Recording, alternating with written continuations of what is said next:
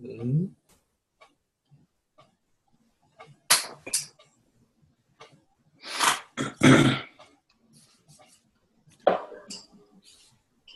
Hi, everyone.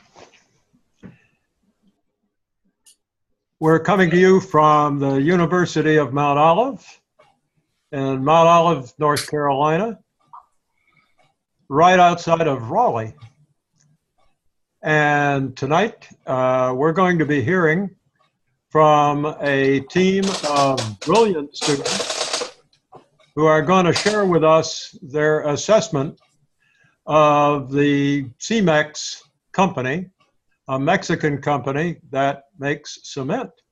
It's a global corporation that has had a fascinating history. And this team has done a fascinating assessment of that history. So with that, I would like to introduce the coordinator and the sort of team leader, Kimberly Zender.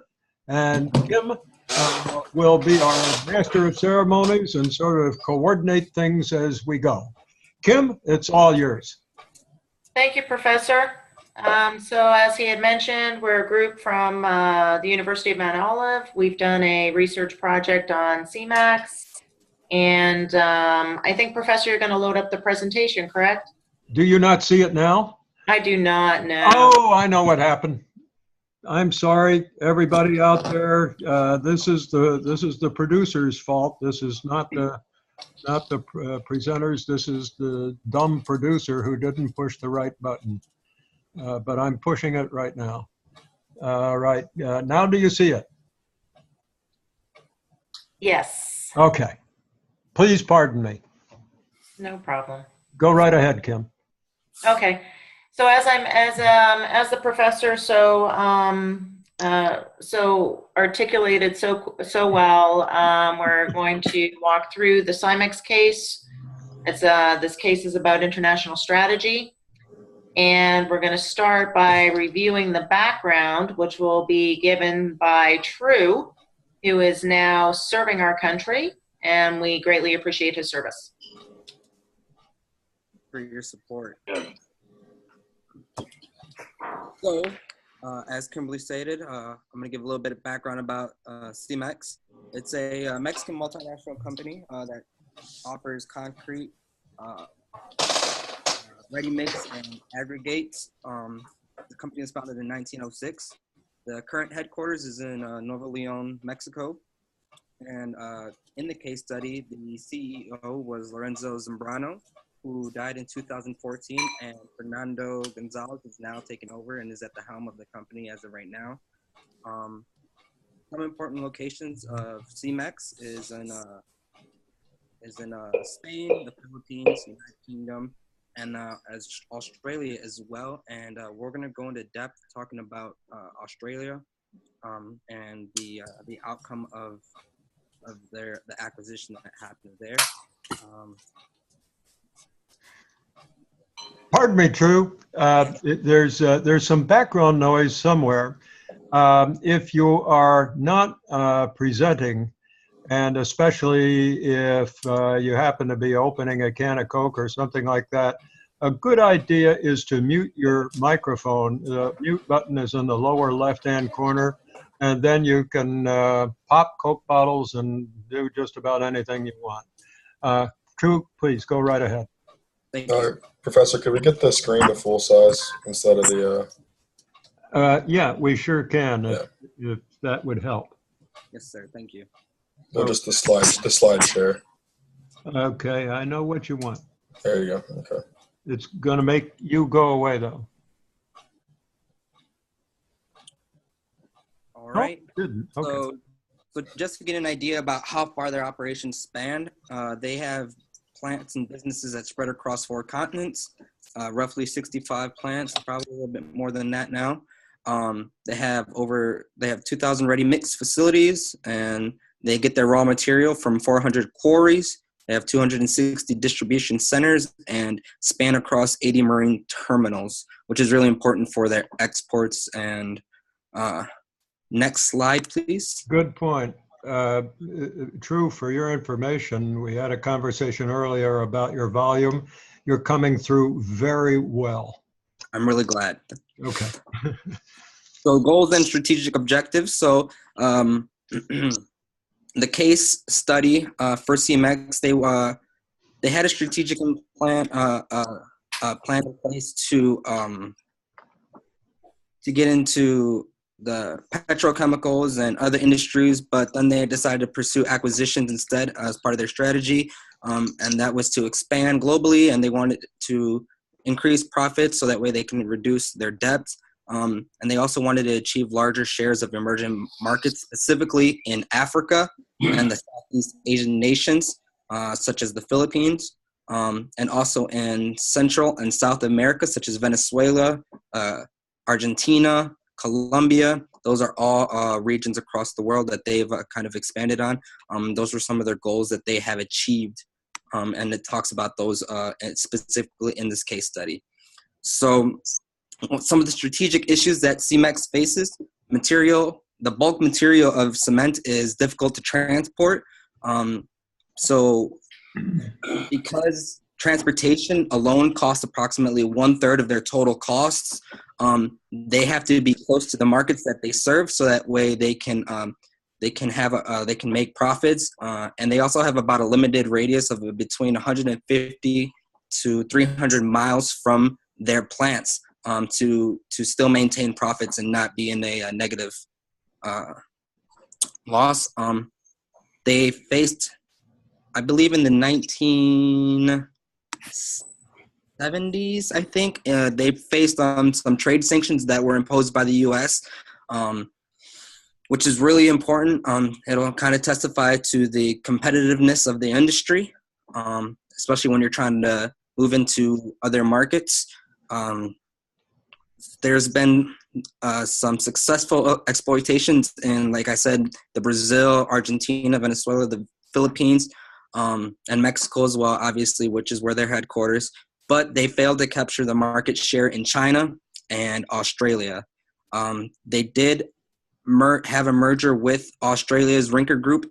They already had a large debt, but they thought that because of their history up to that point, which was in 2007, they were doing really well. They globalized very rapidly, but they did not account for the 2008 world financial crisis, and so because of that, they ended up in a deeper hole than I think what they calculated for, and so they had to sell Australia's Rinker Group to help refinance, and they sold it for $1.75 billion.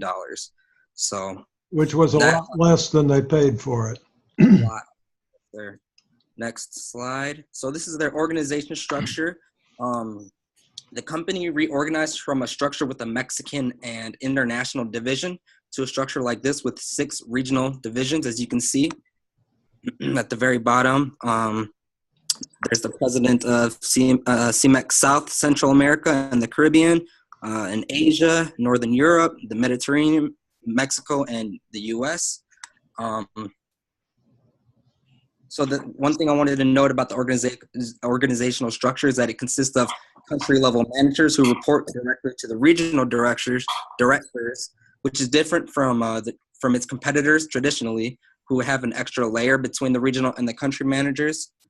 Each plant has 7 or 9 departments with its own vice president, and each vice president reports to the country president on a monthly basis. So this is that lateral information flow. It gives them a lot more say, so that's really important, and it isn't a testament to the fact that they've learned and they've changed their structure to fit their objective to globalize, basically. To fit their business model. Exactly. Thank you, Professor. How do they have these monthly meetings, True? How does that take place? I mean, if they're spread all over the place, Yes. these regional presidents, what do they all get in the car and drive to the regional headquarters? No, so I didn't read too much in depth about that, but I will say I know that CEMEX was really good at using information technology and applying it to their business. and that's been really a key part of their success up to a certain point. But that is one thing that they've used really well is the information technology. Like we're losing your volume again, True. Oh, okay. Can you hear me now? Yeah, it's better now. Okay. So just like we're right now using this this platform to do this video, they also have platforms where they can communicate easily. Okay, so they're using information technology to have these meetings. Yes, sir. Okay. So I'm going to start diving into their administrative heritage and some key points of, throughout their history. So beginning in 1906. When you do, dive into the deeper part of the volume too. Yes, sir. A little louder, please. Yes, sir. So the first plant opened in northern Mexico. They have throughout their history, they faced some setbacks from the very beginning, and it was due to the revolution. At this time, they had less than 5,000 tons of capacity. Their first merger happened in 1931, and this was important because this allowed them to market to customers in northeastern Mexico as well. Let's see here. Internationalization kind of began with exports, primarily to the U.S. They began exporting to the U.S. in the 1970s, and they established distribution facilities to expand. But the U.S. economy and construction industry were kind of experiencing a downturn. So U.S. producers filed an anti-dumping petition claiming that the Mexican exports products were priced lower than the price it normally charges in its home market. And that was the petitioners basically requesting that the government protect them from the exports from Mexico. In 1985, Lorenzo Zambrano became CEO. Initially, he began diversifying horizontally, like I stated in the beginning, into petrochemicals, to mining, and to tourism. But then he decided to divest non-core assets and focus on the Mexico market solely, and he switched to a strategy of growth through acquisitions. So when he focused on Mexico, there was some additional mergers that followed between 1987 and 1989. And this expanded their business across the central market, which bolstered their capabilities and secured their position as the national leader in the cement industry. At this time, they had an ethnocentric attitude. They focused on operations in the Latin countries. So even when they did their first merger outside of Mexico, it was a Latin countries. The knowledge transfer was easy because there was no language barrier. And so the merger in Mexico and their position as the national leader increased their financial resources to expand, to begin the process of geographic expansion. And so if you go to the next slide, Professor. Their first major acquisition was in Europe, specifically in Spain. They purchased their two largest cement makers, which lowered their dependence on the Mexican market. This proved to be a really critical step later on, and I'll explain why in just a moment. As a result of this merger overseas, the company, they developed and codified a post-merger acquisition. And this was important because you'll see down the line that it took less and less time to successfully integrate the businesses because CEMEX was so good at learning and making the process more efficient as they went along. Whoops, I'm sorry. No, that's all right. Happened again. Just for everybody's benefit, the reason the picture flipped is because I tried to jump in and do a quick edit, but I can only do that when we're not in full screen. But it's the post-merger acquisition. I think they call it strategy, but it's a method, right? It's an approach that they take. Yes, sir. After every acquisition. So yes, sir. If somebody reads this or hears you repeat it, they may not get the idea that this is a post-merger acquisition method or an approach, right? And so one of my... They kind of honed it down to a fine technique, and that became something that made them more successful. Yes, sir. And I believe one of my teammates on the CEMEX team is going to go more into detail Very about good. the post merger. So that's why I'm barely scratching the surface on Okay. that topic. Yep. I didn't want to take away their thunder. Okay. But in 1994, they purchased a 61% share in a cement company that was in Venezuela. Now, Venezuela was their economy was very poor, but this was still a critical step for them because although it gave them access to the Caribbean islands as well, having gone to Venezuela, so even though they had a surplus of cement, they were able to export it to the Caribbean islands as well. And so they were still able to maintain profits, which was important. And so when they merged with the cement company in Venezuela, they moved for a quick integration. Like I said, they learned from the first merger in Spain, and they applied some stuff that they learned from that process to the Venezuela merger. And by the end of 1994, beginning 1995, I believe that it accounted for 12% of their total earnings by 98. Yeah. Let's see here. And so by 1994, 1995, the financial crisis struck Mexico. The peso was devalued. I don't know the exact percentage, but it was devalued. And you would think that their business suffered a lot, but they did not. And that was because of their geographic expansion into Spain and into Venezuela and into the Caribbean islands by this point. So this goes to show how important it was for them to expand, because had they stayed solely in Mexico, they might have gone under. So this is evidence of their philosophy evolving towards a geocentric attitude, a world-oriented view, and using their approaches, such as from the post-merger acquisitions and just learning from people around the world and applying it to their international business. Let's see.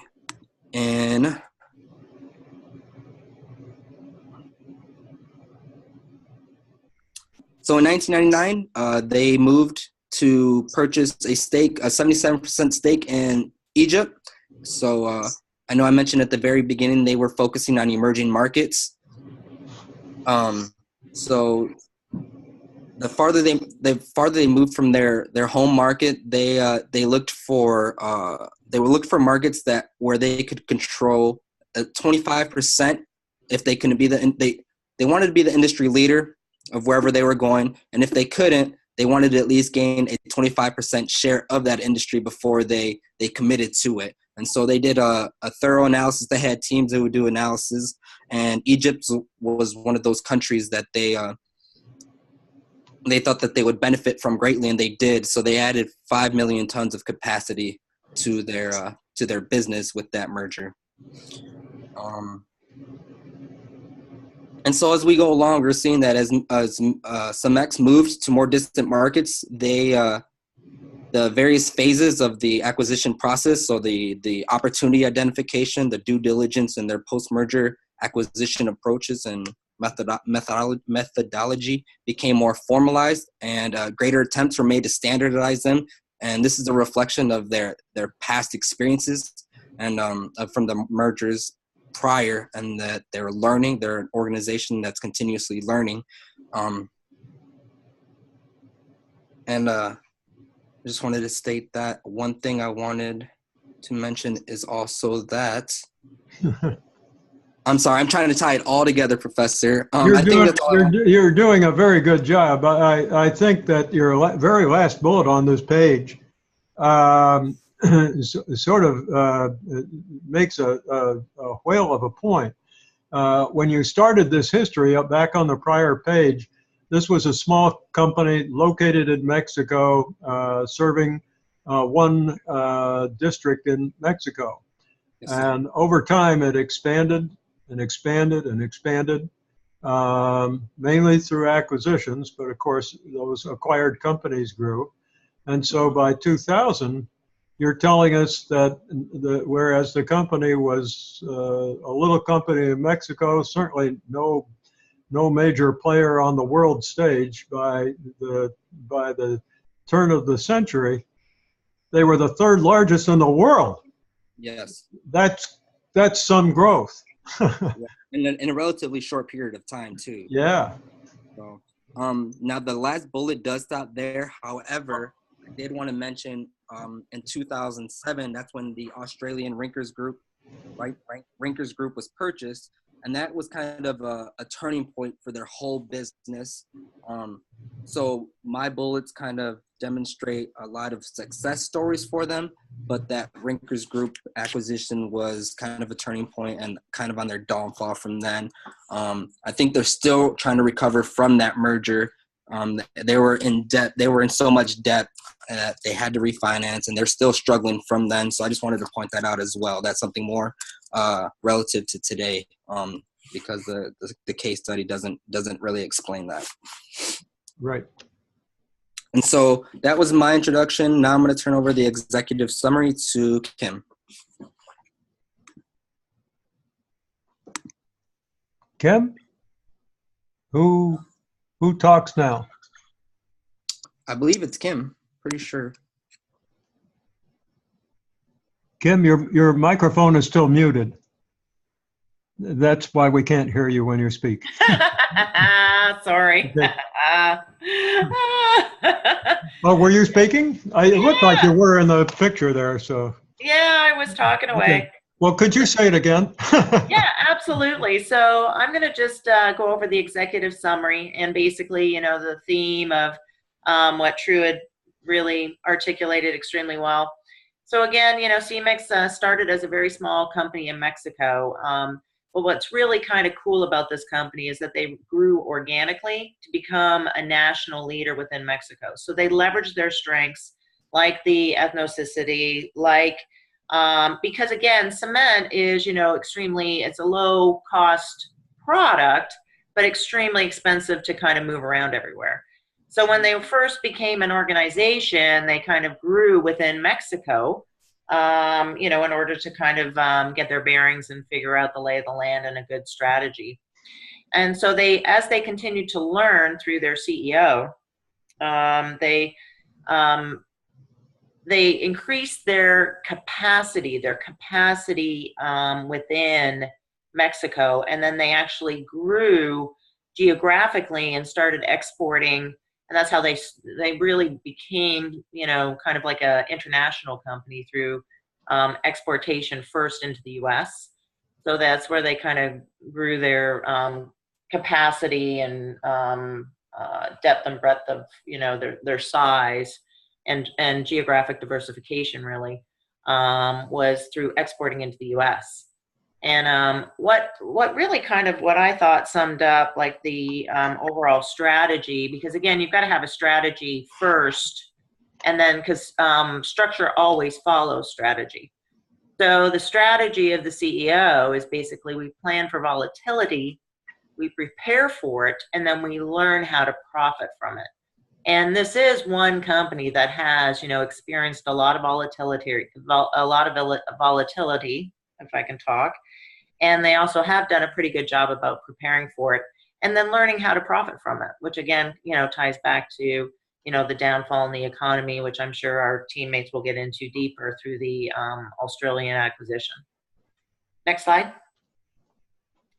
So as I had mentioned, they expanded and became international by exporting into the U.S. and doing some cross-border investments, and then started getting into the field of acquisitions, primarily just due to some of the governmental controls that were in place. It limited them to actually come directly into the U.S. at the beginning to start their acquisition strategy, so they had to actually do a lot of exporting first and kind of earn their way. It was just basically in the times of when they started to expand into the U.S.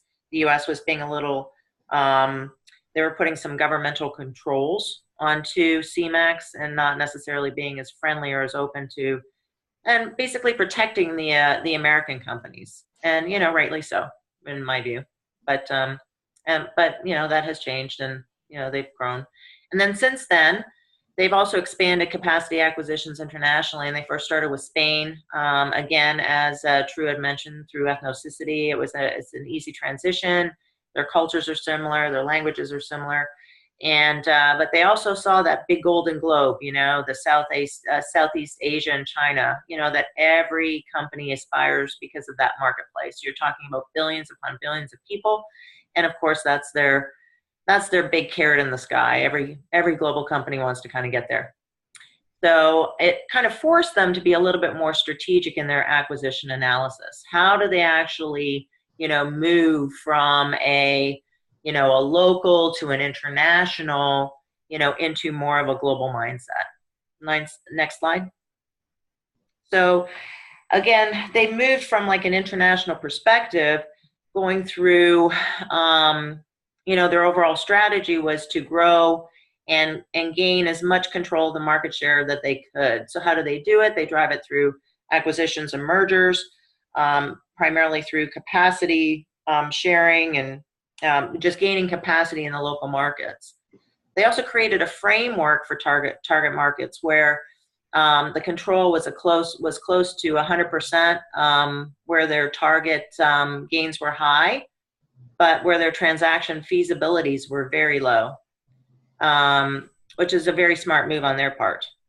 So, Kim, I wonder if you could clarify that for us. You're saying that let's see if I can get this thing out of the way here so I can read the print exactly, but where the control was close to 100%, but target gains were high and transaction feasibility was low. Feasibility means possibility, the likelihood of success.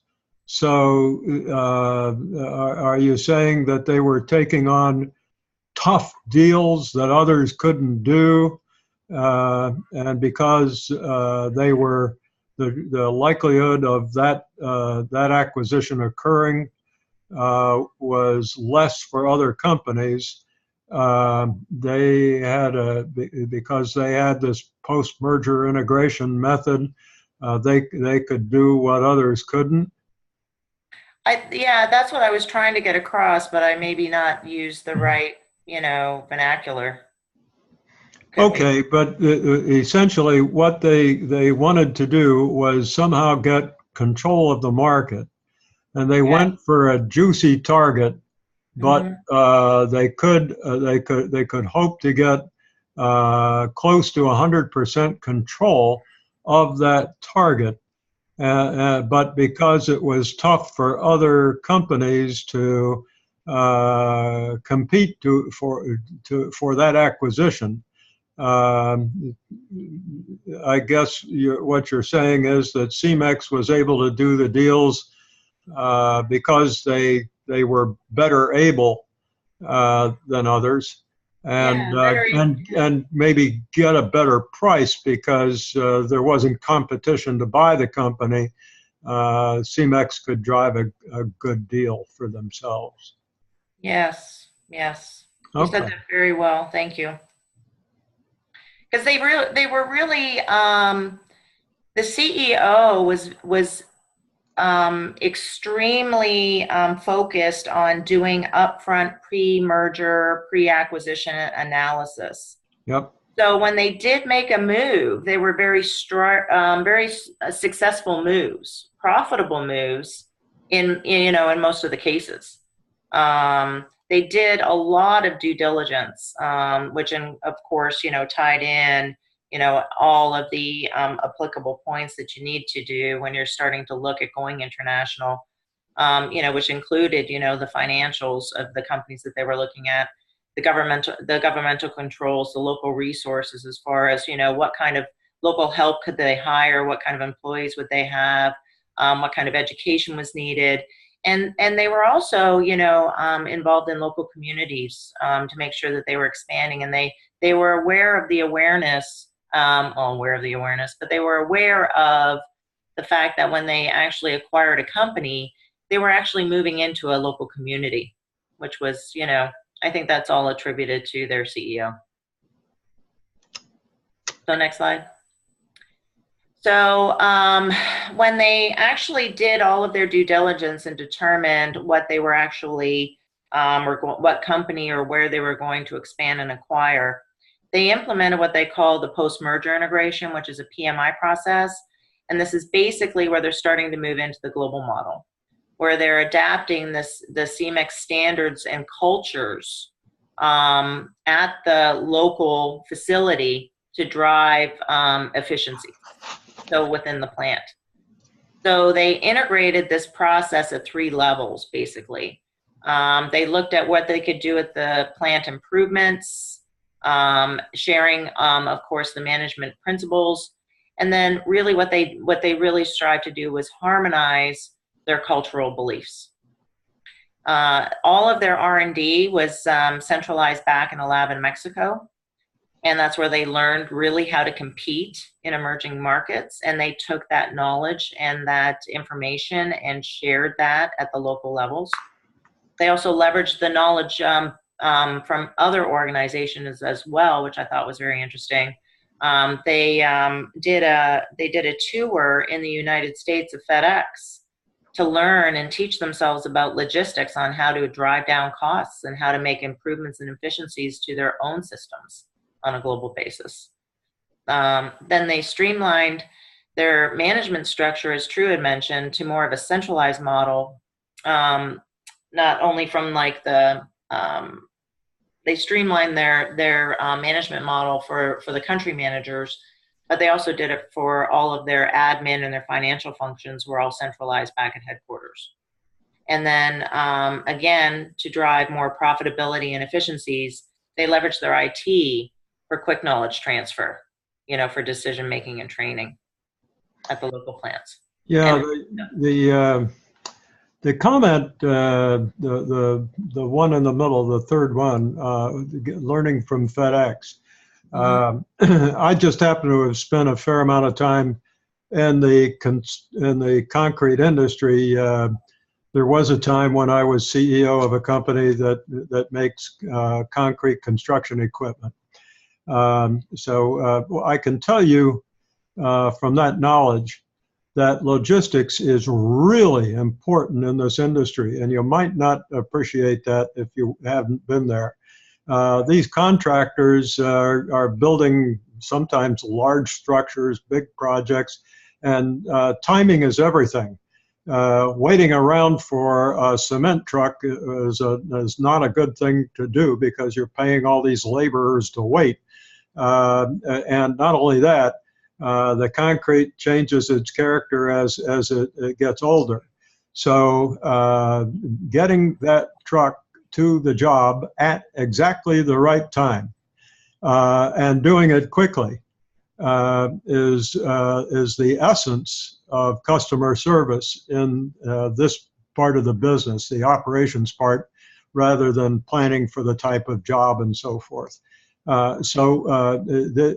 This move of studying how FedEx routes its trucks and plans the routing, you know, to overcome the problems of traffic and all the other things that can happen with a vehicle. That was a stroke of brilliance, and it really enabled, you know, as you guys have already pointed out, it is very difficult to differentiate in this industry. You know, cement is really hard to make pretty. You know, you can't really differentiate this stuff. So you have to differentiate with service, among other things, but service above all to the contractor. And knowing this, Zambrano had this stroke of genius to go study from the best in transportation how to make logistics of this company all over the world work better. Brilliant move on his part. You want me to flip the slide, don't you? Yes, please. Okay. So basically, some of the lessons that they learned was that global expansion limited, you know, their competitive advantages in some cases due to culture in countries such as like Egypt and Indonesia. They ran across you know, some instances where, you know, the Muslim faith, you've got to pray during the day, and their culture that they tried to harmonize and and prided themselves on obviously didn't fit very well in those sort of cultures. So those were some lessons that actually made them take a step back a little bit, I think, to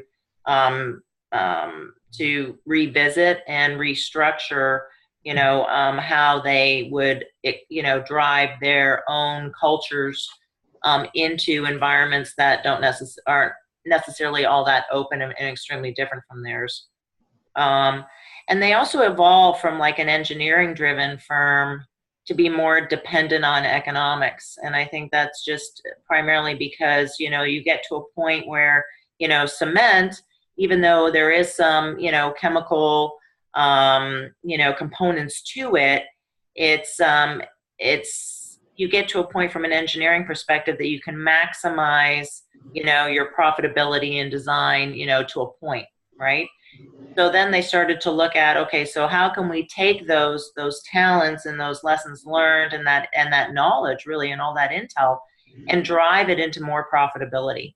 So as you said, like going to FedEx and doing those sort of learnings on how to cut costs on delivering the product to the end source, and but really how to really buy buy low and sell high kind of philosophy in business. So, and then I also, in looking and thinking about this case, based on some of their acquisitions, the one that predominantly that everybody's talking about is in Australia. I think something that they could look at is maybe a competitive alliance, maybe a next dynamic approach in the cement industry, just based on what we had learned about competitive alliances. It may be a way to kind of mitigate their risk and drive down costs while, expanding at the same time. I just kind of put it out there because I thought, I'm not necessarily a CEO, but looking at ways of, how to expand. And I'm conservative as an individual, fiscally conservative. So, any way that I can kind of mitigate a risk, even though alliances, do have some risks, but with them being a supplier, they're kind of, they're a lot more mitigated in their favor. So I kind of put that out there as maybe a way for them, to expand possibly in the future, as a next approach. Not a bad idea. Next slide. And at this, I think we're going to pass over to Bruce. Okay. Yes, this is my part. So I had the relevant environment part. So we're going to start off with some of the relevant economies of where they're located. So the top right, they're kind of broken down. The top left is all of them put together.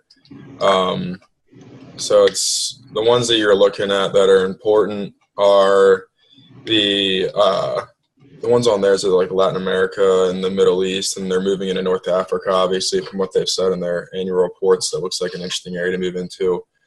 The ASEAN 5, which is obviously like Indonesia, the countries south of China, and up into Japan.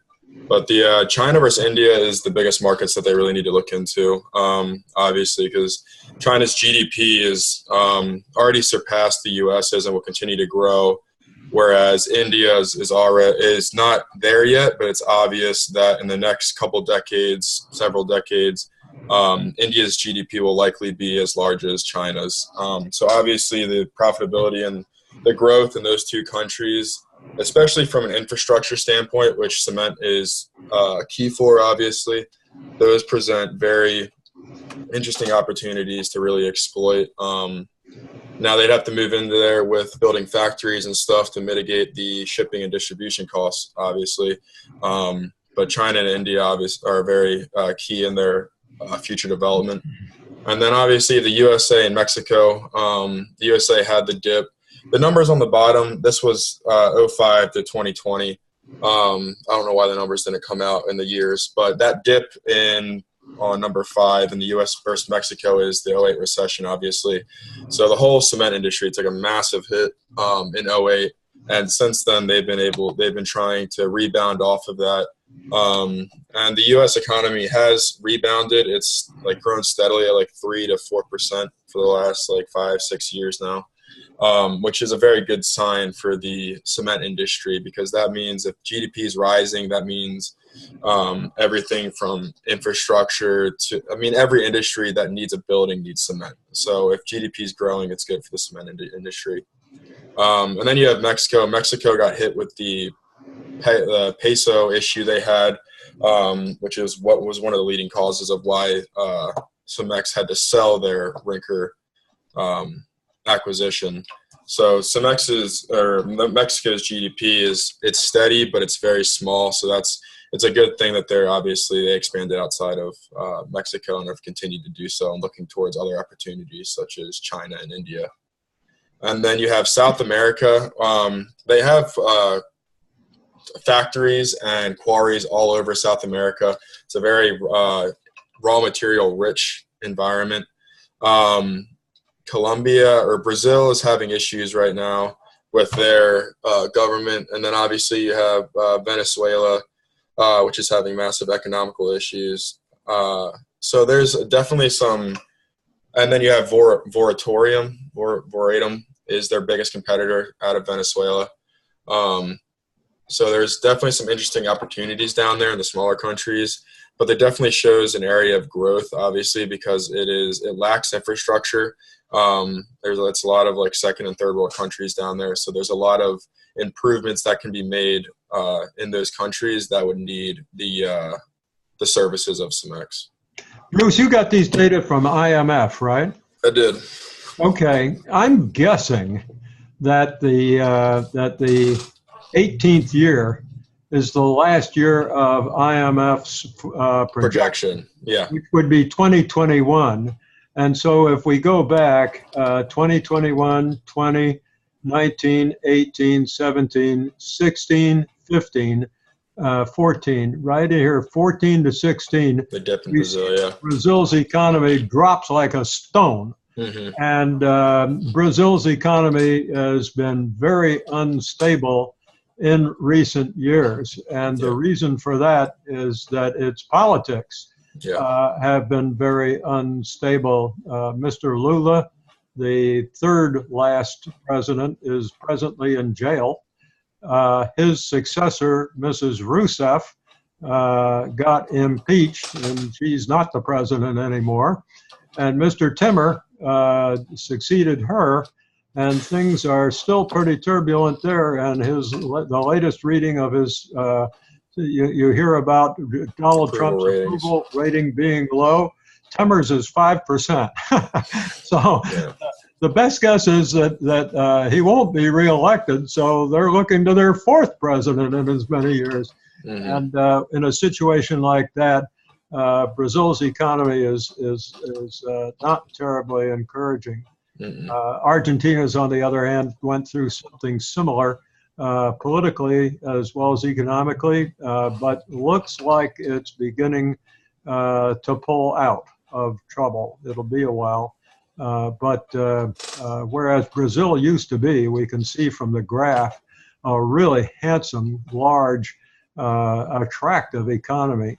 It's not. It hasn't been that in recent years, and I'm sure that's caused CEMEX to have to take a step back. Yeah, some concern. Another downturn for them to deal with. Yeah. I can go on the next slide now. So okay. I think it's just the conclusions from that side pretty much. So like I talked about, the U.S., Europe is still it's gaining some more attractability pretty much from a GDP standpoint, because they did have to go through Brexit, and the issues with Italy and Greece has been a significant downturn for several years. But Europe is bouncing back since then. They were a little unstable for a while. Like we talked about Latin America, it's politically in several areas, it's very uncertain, but they're rich with raw materials and could pose a good area for expansion if the political environment ever settles down over there. And then lastly, obviously, India and China are kind of the headway for where they really need to look for if they're going to make any major advancements and try to pull ahead in the industry, just because of what those two massive economies represent in potential growth. Your point about increasing urbanization Yeah. is also important, and it's quite true. And consequently, with that urbanization, of course, comes commercial as well as residential construction. Mm-hmm. Of course, that's just exactly what CEMEX likes to see. Exactly. Flip the slide. Yes, please. So here's some markets and demands. There's a sales distribution of CEMEX's breakdown of sales. So you can see the United States is one of their largest markets, along with Europe, and then Mexico takes up the other quarter, and then the last quarter is split between Asia and the South America area. Hopefully you can expect to see that Asia, Middle East, and Africa grow with their expansion into China and India. But some of the demands that they go through, or that need CEMEX's their products, is obviously infrastructure, the housing and commercial, private and public sector. Government projects are massive for them, because that is what a lot of infrastructure, because CEMEX has moved into pavements, and obviously all the road barriers you see are made out of cement, excuse me. So government projects are huge. They also do offer building solutions, which, like we said, is their engineers, their project managers, their consultants. They'll go into plants and they'll do all different types of building solutions, as well as they will run the construction jobs for you. You can hire their project managers to run full projects for you, as well as using their concrete. And then India, obviously we talked about, and then demand will rise for cement, which is a good look for their industry, from 4.5% to 5.2 billion metric tons by 2019. So it's had a steady rise of around 3 to 4%, similar to the GDP around here. So that's a good sign. And then lastly, just a quick note, the most popular type is the blended cement, which obviously goes into the ready mix cement, which they're the largest provider of in the cement industry. And then here are the top cement consumers and producers around the world. So you can see the producers on the left. So China and India pretty much outrank, well, China blows past everybody in the industry by a long shot. But what's surprising is that India has slowly been gaining very rapidly on everybody else, and they've already surpassed the USA, as you can see. And they're just going to keep growing in that industry. I read a report from India on the industry, the cement industry in India, and they're doing nothing but preparing for more growth in that industry for them. And then you can see on the right the top cement consumers. China, obviously, just because of the size of their GDP, but in the previous 10 years before they kind of hit a little bit of an economic downturn, they were building and growing at like an exponential rate. They have empty cities in China that are just standing there. So the amount of cement they were producing and consuming was insane, as well as a lot of Chinese companies. The majority of their sales are in China. So that's why they're pretty much equal in their producing and consuming rates. And then you can also see that India is the second consumer now, surpassing the USA, followed by everybody else. But that's just a little glimpse at the consumers and producers around the world. I can offer you a little personal glimpse of this. Last year, I spent a lot of time in China, and I was in several of their large cities, 8 big cities and some smaller ones. And around the country, they're building dams very fast. They have lots of rivers, and they're trying to generate electric power through dams, hydropower. The problem is that when they build one of these dams, it floods a community, a little town or a big town for that matter. And the way the Chinese government has handled that is that they pick up everybody who lives in that town and they move them to one of these cities. Sometimes these cities that have unoccupied buildings that Bruce was talking about. When you're in China, you see just rows of high-rise buildings, and sometimes not so high-rise that are concrete.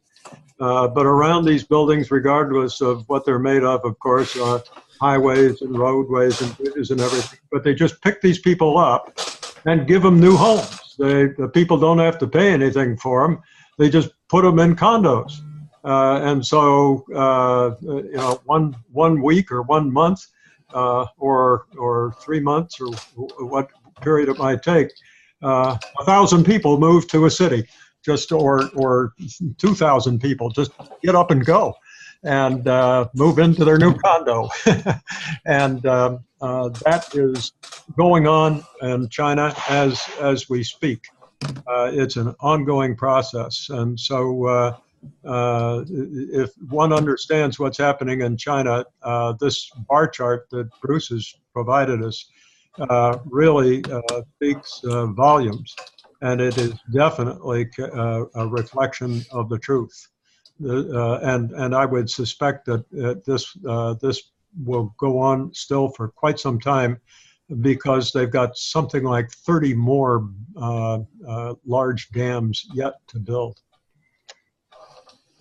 And then these are the emerging economies with some of the cement construction. I chose these because these are the ones that obviously, there's something that I read, it's called when the developed nations, they reach a certain point where they can only they reach a certain amount of cement per square mile.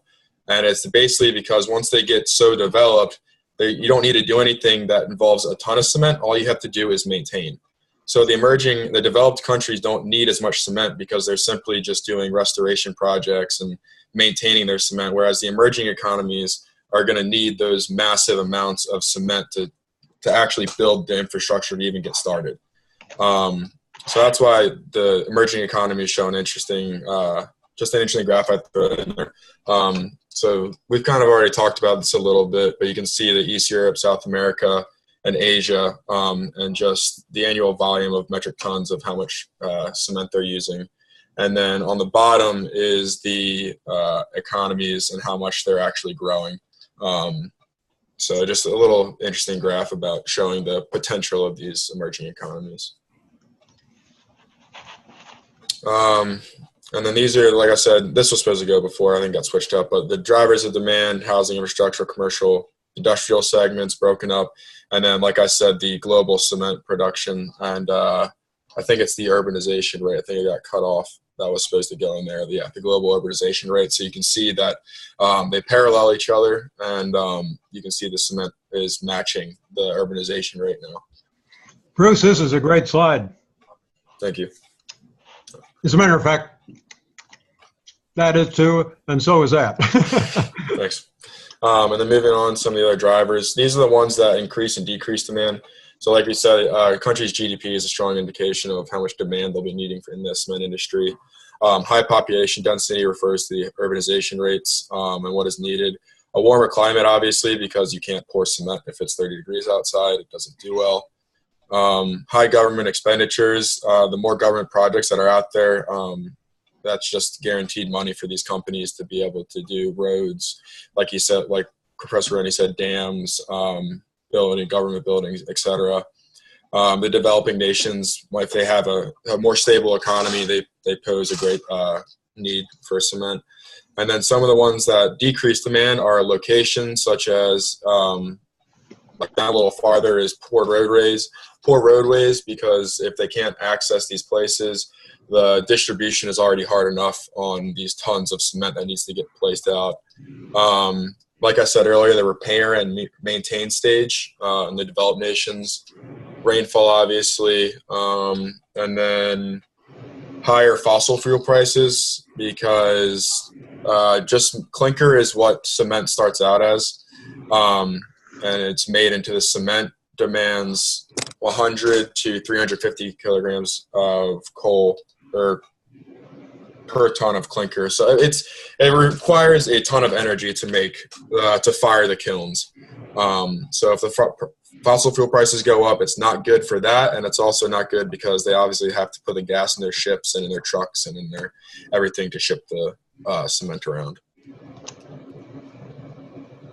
Some of the industry structure. So we talked about this as a GLOCAL industry because you think you should be able to achieve economies of scale with a standardized product such as cement. But transportation is what keeps it from being able to do that. So that's why we termed it the GLOCAL, because you have to differentiate and specialize it to the local areas that you're operating in.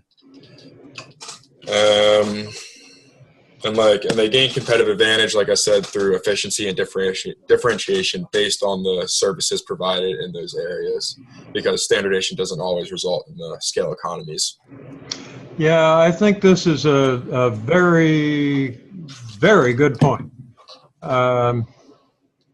Just a very good point. I don't know if I hope you're getting the drift of my remark.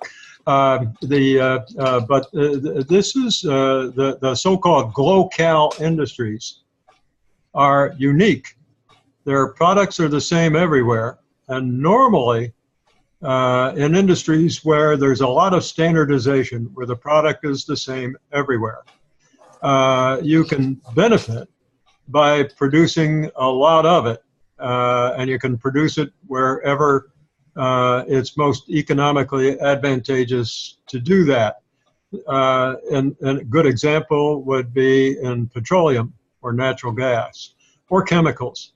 But in the cement industry, as Bruce points out, it's definitely standardized, and it's a global industry, all right, because you're doing pretty much the same. You're making the same product the same way everywhere in the world, but you don't get the benefit of standardization and scale, and there is not scale economy, and that's because, again, as Bruce points out, you can't transport cement or concrete very far. So and not only that, the construction projects that you're putting this material into are so different that you've got to tailor the way you service the customer and the project, and be close enough to the project so that the transportation cost does not exceed the cost of the material itself. Yeah, I read that.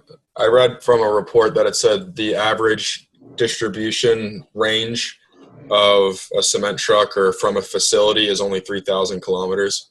So obviously they have to have less than 3,000 miles, by the way. Yeah, so it was like 3,000 to 4,000 miles on average. Some will go over, some go under, obviously, but you can tell that they don't want to go over that because they risk losing their profitability after the cost. I would think that is far longer than a cement truck wants to go, or the owner of the cement truck wants it to go. Of course, if the cement truck, that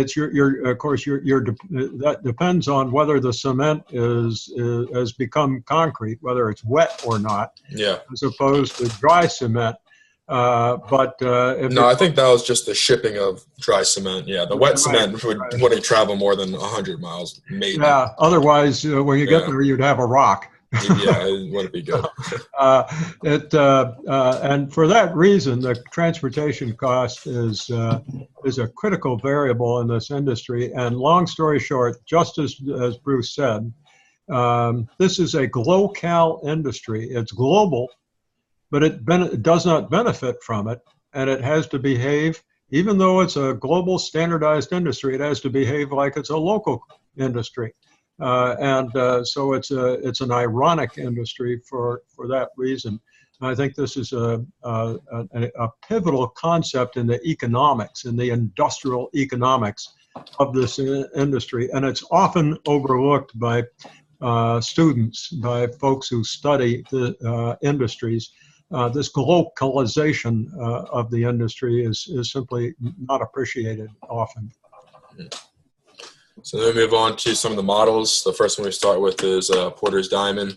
So with factor conditions, these are all concerning to the cement industry, so that's why they're kind of like specialized. But so locally produced raw materials, the availability of the chemicals that go into the processes, labor availability, the skills, and how much that labor is going to cost, and the availability and cost of natural gas, and then demand conditions, high population density and size, warm climate, government expenditures, positive GDP trends, and positive construction trends.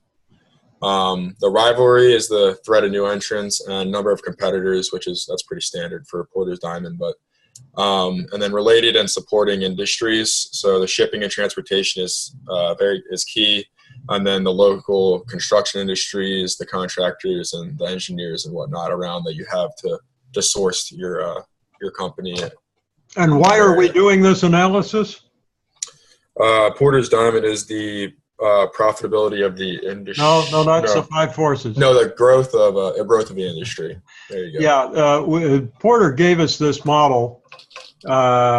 He actually developed it for the Canadian government.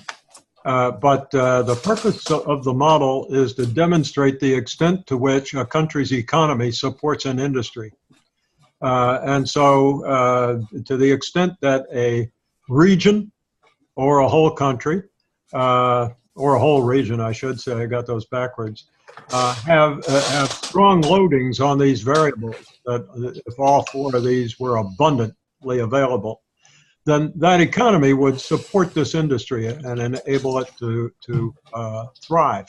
Yes. On the other hand, if these factors, if these variables were weakly loaded, if they didn't have a lot of this stuff, then that tells you that the chances of making a go of it in this industry at that location are not very good. So, and I think this also plays strongly into the case. Yes. So we can move on to the next slide. I just did. And so, okay. So here we have the per country breakdown. So you can tell that the USA, a lot of the developing countries have strong scores, obviously, because they're just going to be more developed and have what's needed to be able to support a fully developed industry. The interesting ones, though, obviously China and India are a little bit lower because the one thing in China is the rivalry. The rivalry is incredibly high in China because of the size of the cement companies that are already producing in China and selling to China. So the rivalry to get in there is going to be extremely difficult. But once you're able to get in there, or at least get in the local region to be able to ship into China and support those companies, that's going to be very profitable. India, like I said, they're a large producer as well. So the rivalry is not as bad as China because they're not as national. They're not as nationally oriented in India with where and how they sell their cement. But the rivalry is still kind of high.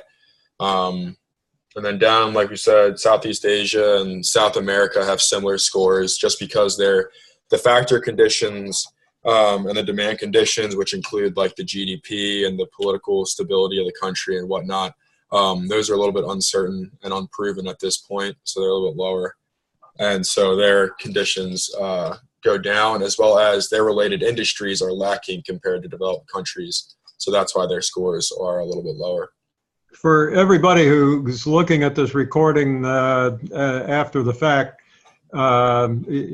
anybody could jump on any one of these scores and debate them.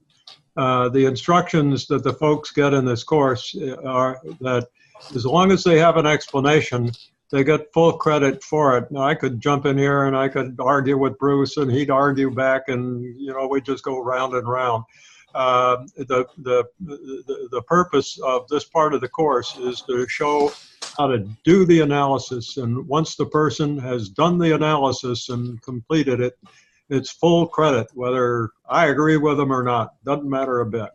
I think, though, that one of the things that I get when I look at Bruce's analysis is, maybe with the possible exception of the U.S. and Mexico, but I think it's a close race. Granted that the two with 13 come in a little bit at the end of the pack, but other than that, there aren't a great deal of differences between these, which says to me that lots of parts of the world can be very supportive. Lots of economies around the world can be very supportive of the concrete and cement industry, and in fact, that's true, that they are. I mean, the basis of the cement industry is that it's needed when it's needed. Like Yeah. you need bridges, you need roads, you need buildings. They don't need to be 60 stories like in the U.S., but you need 3-4 story buildings to get started before you can actually build like your economy will fall, or the buildings will follow your economy. And so the cement industry, it's going to be favorable in most parts of the world, with the caveats of maybe a little bit political instability or a little bit of a GDP downcline at that moment. So, Yeah. So but like you said, I think you called it right in South America. Someday people are going to start building buildings in Brazil again, but right now, chances are there's not a whole lot going on, and so the cement plants are kind of quiet. Yeah.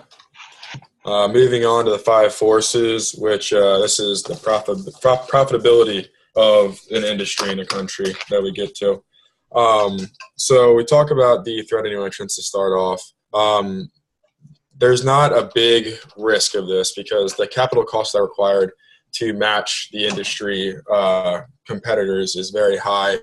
The raw materials there's a lot of raw materials, but there's so many other companies that have stakes and quarries and whatnot, and it takes capital costs to be able to mine those quarries. And that's where a lot of these companies get a little bit of their competitive advantage, where they source their own materials. Distribution obviously is a major key. The reason why CEMEX has some of their competitive advantage is because of those 80 maritime terminals, which allows them to transport things easier and cheaper. So the entry barriers are very high for new entrants. Moving on to the threat of substitution. This one's pretty low, obviously. I mean, you have steel and a few other substitutes, but most of them besides steel are pretty inferior because it's either cement, steel, or wood. So the threat of substitution is pretty low, especially in developed countries, but like in those countries such as South America and a few other South America and Southeast Asia and stuff, a lot of their buildings aren't ready. They're not ready to support that kind of infrastructure. So then the threat of substitution is a little bit higher. But in the major economies, it's either steel or cement. So it's moderate at best, but it's relatively low for substitution. Rivalry, it's regional competition due to high transportation costs, and there isn't really any pricing power. It kind of just follows what it is.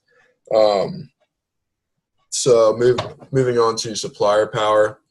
Most of the companies own their own quarries for limestone and aggregates, which are the two main ingredients basically that goes into cement. The access to fossil fuels is another factor, and depending on location for raw materials and chemicals and where they're located and where they have their plants. And the factors for buyer power, they have less leverage in dictating pricing, but they also have a little bit more because the suppliers submit contracts so they can underbid if they think they'll get the project, or in other cases, they'll have to bid a little bit higher and they won't get the same thing, but they have a little bit more leverage when they can bid on contracts. Large companies expanding into markets, they're restricting the access of the smaller firms, so people have to buy from most of the time from the larger companies. And the demand for this is inelastic, so it has low buyer sensitivity. Yeah. The one thing about rivalry, it really does depend upon how well developed the industry is in a region, but as you probably are aware, in these big construction projects, not high rise necessarily, but lots of buildings. Cement isn't taken to high rise, or concrete doesn't go very far. I think 7, maybe 8 floors, and that's it. Sometimes when they get above that, the steel is encased in cement, but no, it's not. Well, that's exactly right. For instance, once the structure is built with several layers, you can pour concrete floors at high levels. The problem, of course, is getting the concrete up that high, and the way that's taken care of partly is by putting plasticizers in the concrete so that it can be pumped up longer distances. But the point that I was trying to get to is that these large projects do engage in competitive bidding. And so if there are a few concrete suppliers in the region, then the rivalry will be high because they'll have to bid competitive. And we do the Porter's Five Forces for two reasons. The first is to estimate the profit potential of an industry, not a company, but an industry. But secondly, when the company does the assessment, the second reason for doing the Five Forces analysis is to identify strategy priorities. And so if we were to look at rivalry by way of example and appreciate that, that competitive bidding as we go through this urbanization that Bruce mentioned earlier, this means we're probably in a big city, and around the big city there maybe not, perhaps several concrete and cement suppliers. And so now you've got competitive bidding. And the question then, once you've done the analysis, the second reason, well, then what are the strategy priorities? And we've heard from from True and from Kim. Kim, thank you. That the CEMEX provides lots and lots of services where it's assessing, whether it's consulting, running jobs, I guess that was Bruce's, and providing all sorts of service along the way, as well as very rapid delivery. But CEMEX figured out that that concrete may be concrete. By the way, they also do great chemistry. But servicing the customer, I mean, really servicing the customer, that is a source of differentiation. And so when rivalry is as intense as this, then you got to figure out how to differentiate. And differentiating cement is hard to do. And so Zobrano and his colleagues figured out that it was going to have to be differentiating something other than the product itself. Pardon me for that long-winded explanation, but it's probably quite relevant to this case. If you don't mind me chiming in, Professor. Hello? Somebody's saying something. Can you hear me? Who are you? No, It's not True. True. Get closer to the microphone, please. Yes, sir. It's true. If I just wanted to chime in, yeah, the differentiation is really low, but for the product itself, but for their service, it's doing relatively well doing that. And in the case study, it actually said that because of the network that they have and the information system that they've applied, they've been able to get the products to the contractors or whomever in as little as 20 minutes, which is a big deal and very efficient as opposed to before where it took 3+ hours to get that cement that they needed. And so that's one way that they found to differentiate. It doesn't seem like a big deal, but it is for this kind of industry. One concrete supplier that I ran across says that they're faster than Domino's. Do you want me to flip the slide, Bruce? Yes, please. Okay. So this is the breakdown by country. So basically the new entrance is relatively low across the board, like I said, just because the barriers are very high. And then the buyer power is probably the highest one besides rivalry in this industry. And then obviously substitutes is low. But you can see that India and China are at 3.1 and 3.4. And they're posed for a big growth. Obviously, that's a good area. The profitability in the U.S. is lower, along with Europe too, just because they're developed nations. It doesn't take anything away from what they have in those countries. It's just the profitability has just been steady there. So that's why they're going to get good scores. And then Mexico's a little bit lower because their GDP. And then India and Southeast Asia are they're lacking in certain areas. So that's why they're a little bit lower than 2.6, along with South America. But again, very tight. You know, there are not major differences. Yeah. So I kind of said what earlier with the scale economies. They're not simply achieved by globalization. They have to be achieved through the efficiency and differentiation, which we just spoke about for a good bit on how they separate themselves from the other competitors in the industry. And that's by doing it through all parts of the value chain. They get it from owning their quarries. They get it from their transportation. They get it from the marketing and the point of sale where they have all the other services. So we're going to get into the value chain after this, but that's a very instrumental part of their competitive advantage. And then India and China, based off both these models we've done so far, are going to be the fastest growing markets in the future. So obvious options for expansion. And then we mentioned it a little bit earlier and mentioned it a few times, but pricing and transportation are the major factors in how companies can increase their profitability in this industry. Next is the cage analysis. So you have the cultural, administrative, geographic, and economic. So with the cultural, it just affects the product preferences, which basically is non-existent in the cement industry. It's a cement. You're getting what you get. Bruce, pardon me for interrupting just real quick. I'll try to make it quick. Always, I think it's important to know why we're doing these analyses of using these models. The cage analysis is to represent the different barriers to entry into a country for an industry. From the home base, okay? In this, but since CEMEX is so spread out, you almost, the reference country in this case is Mexico. But CEMEX might say, but we have a headquarters in Spain also.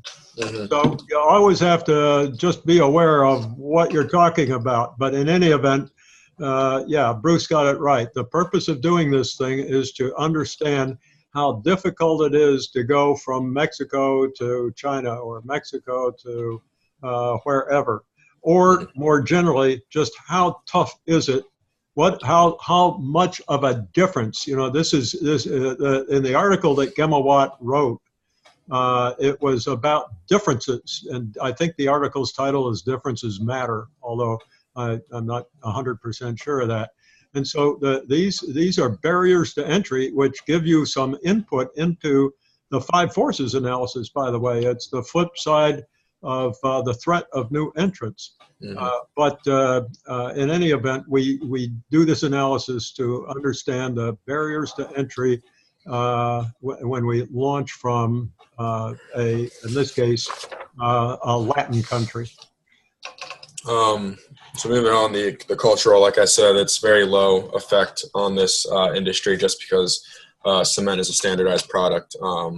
So moving on to administrative, these pose some of the largest barriers to entry in this because of government interference, such as tariffs, trade quotas, restrictions on foreign direct investment, especially in China with the favoritism for national over foreign.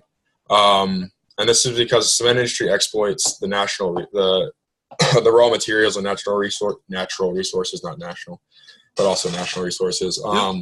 So it ultimately breeds government involvement, especially in the certain countries that are going to find fault with that. Moving on to geographic, this is also the one we've talked about before with transportation, because it's a low value to weight ratio. So transportation costs are high, and that's why they try to offset this with the amount of plants, mills, terminals in different countries in order to increase local responsiveness. And then you also have, such as the developing nations with the poor roadways and also their lacking of communication and transportation infrastructures. And then lastly, you have the economic factors. And the developing and emerging countries, they pose some of the best opportunities for growth in a certain sense. But a strong indicator to evaluate those developing countries is the per capita income, urbanization rates, and strong or growing GDP.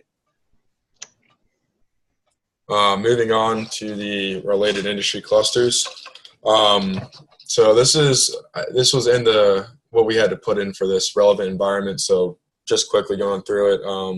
So obviously the construction industry, residential, commercial, and industrial. And this also, a subset of this would be environmentally sustainable building, which CEMEX does get into with their services.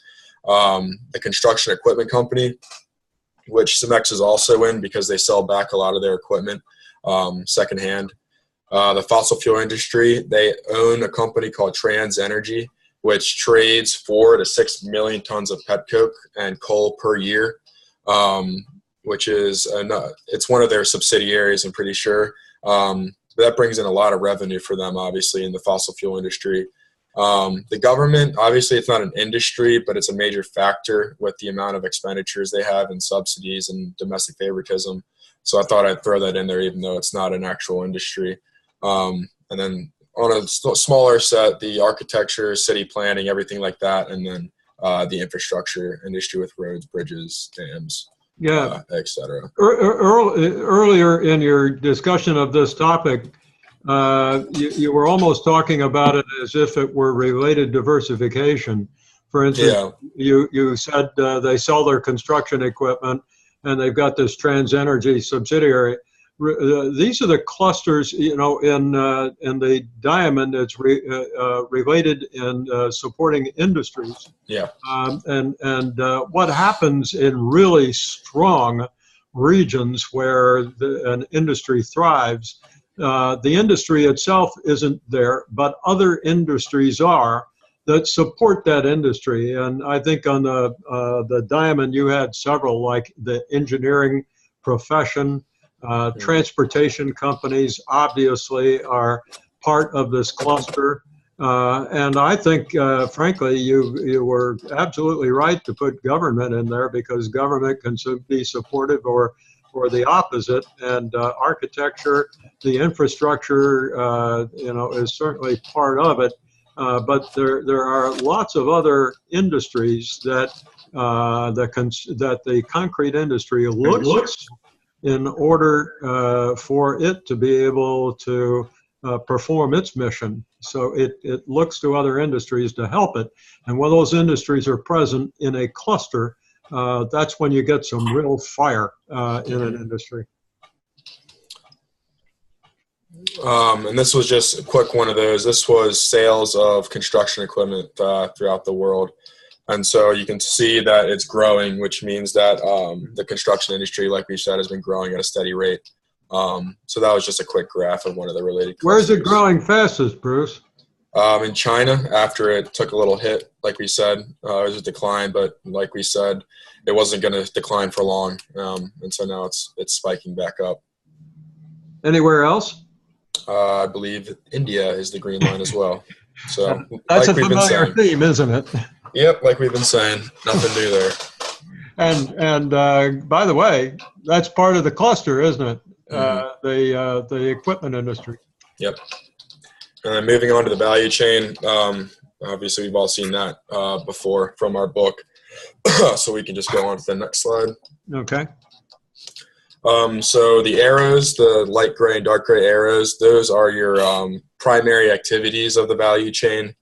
So those include the quarry to cement production and aggregate production, to the related materials that they sell, such as the pavements, the ready mixes, and a few other ones. And then it goes to shipping and logistics, marketing and sales, and then the after sales services, which include all their building solutions and whatnot.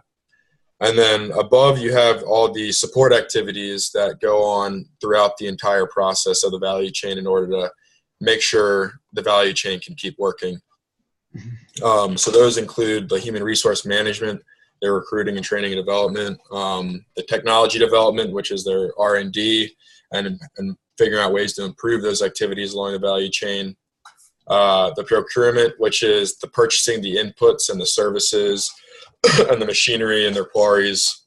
And then lastly is the infrastructure, which is, all the management, accounting, finance, all the strategic planning to figure out where their next move is going to be.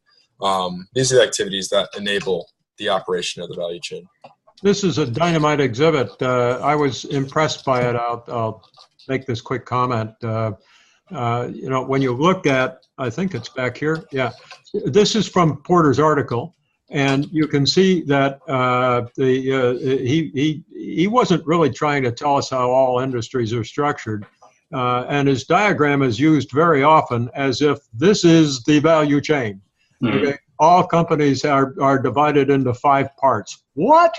That's not true, is it? Different industries have lots of elements, lots of structural elements. And Bruce actually broke this thing down into its component parts pretty darn well, but he ran out of space. So he just continued on the next line. And I just thought that was a resourceful stroke on his part. Well done, Bruce. Thanks. Moving on. So this is the kind of we've all been talking about in the different projects, but the upstream, the midstream, and the downstream. So the upstream is the quarry research and development. This is kind of the stuff that can be detached from the home base without it hurting the company. That's why they can be dispersed throughout the world. The midstream is the production of cement, concrete aggregates, related products. The downstream is in a broad sense, the customer service, which is everything from their services, which includes their financing that they have, the 24/7 load, the ATM cement, which is kind of what we talked about, their fast service, their educational and trading services, multi-product centers, their smart silo, which is, say you have a reserve of cement of what you can use. That is like a digital silo, so they know where you're at all times through your project and whether they need to bring more cement. And then their tech support. Global solutions is all their engineering and projects, their plant optimization programs, their operation and maintenance programs, their expertise, and their secondhand equipment sales. And then lastly, the building solutions we've talked about is everything from buildings to pavements to green building services. And then procurement is a major factor of their supplier relationships and one of the main ways they add value through least cost. And kind of like what we said before, they draw on all 3 of these streams in order to gain their competitive advantage. They don't just focus on one or the other in order to be competitive in this industry because it's so standardized. You have to be able to gain every bit of competitive advantage from every nook and cranny of your value chain, which I think they do a pretty good job of.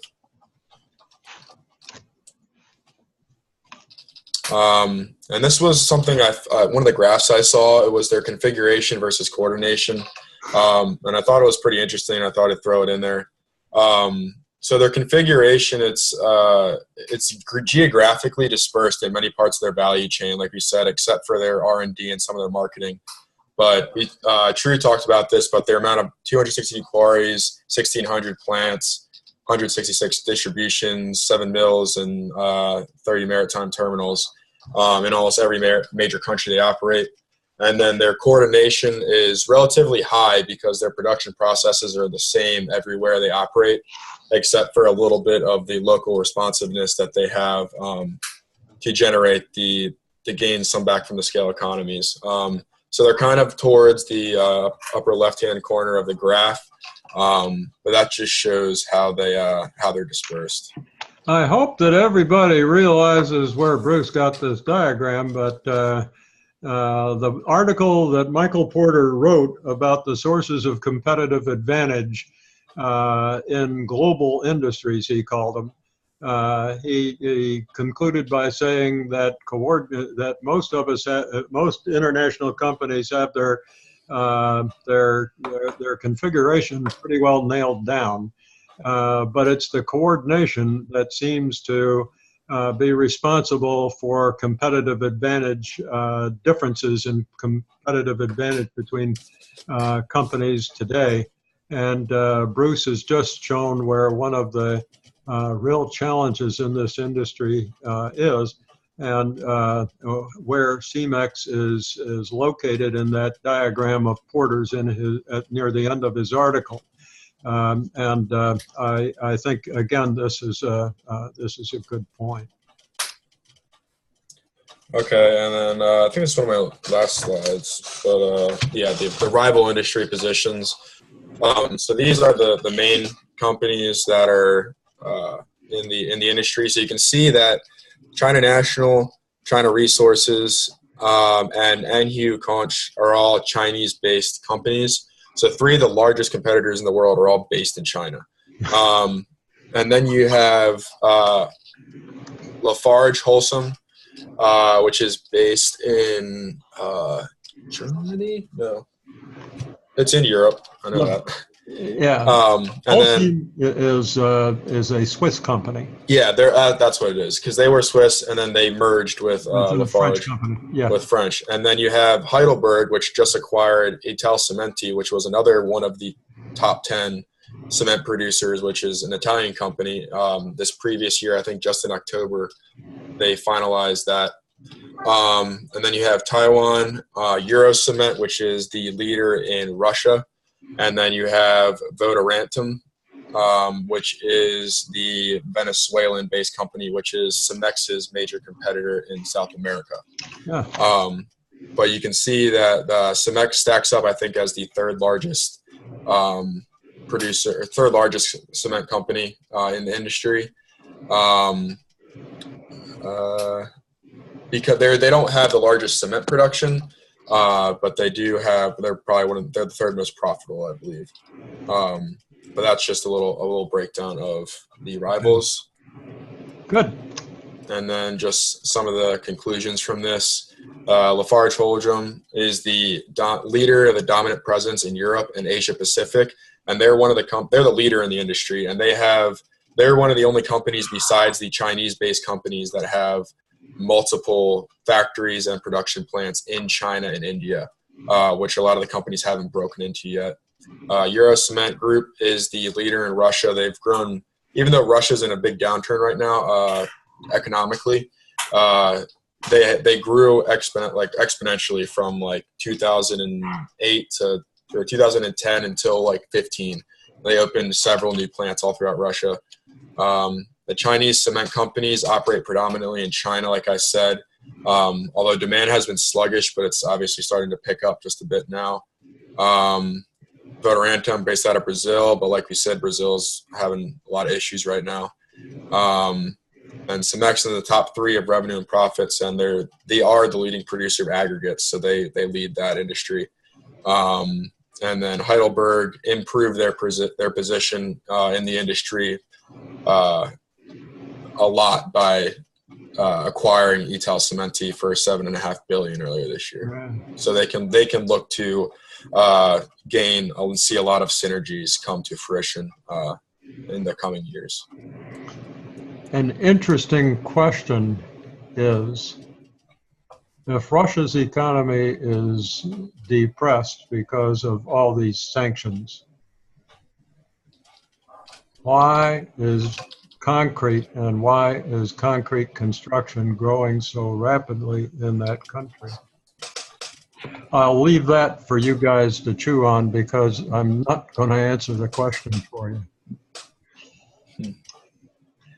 And this is where I end. So whoever's up next. Okay, I did a few of the slides for the capability of market positions. So I did this particular slide.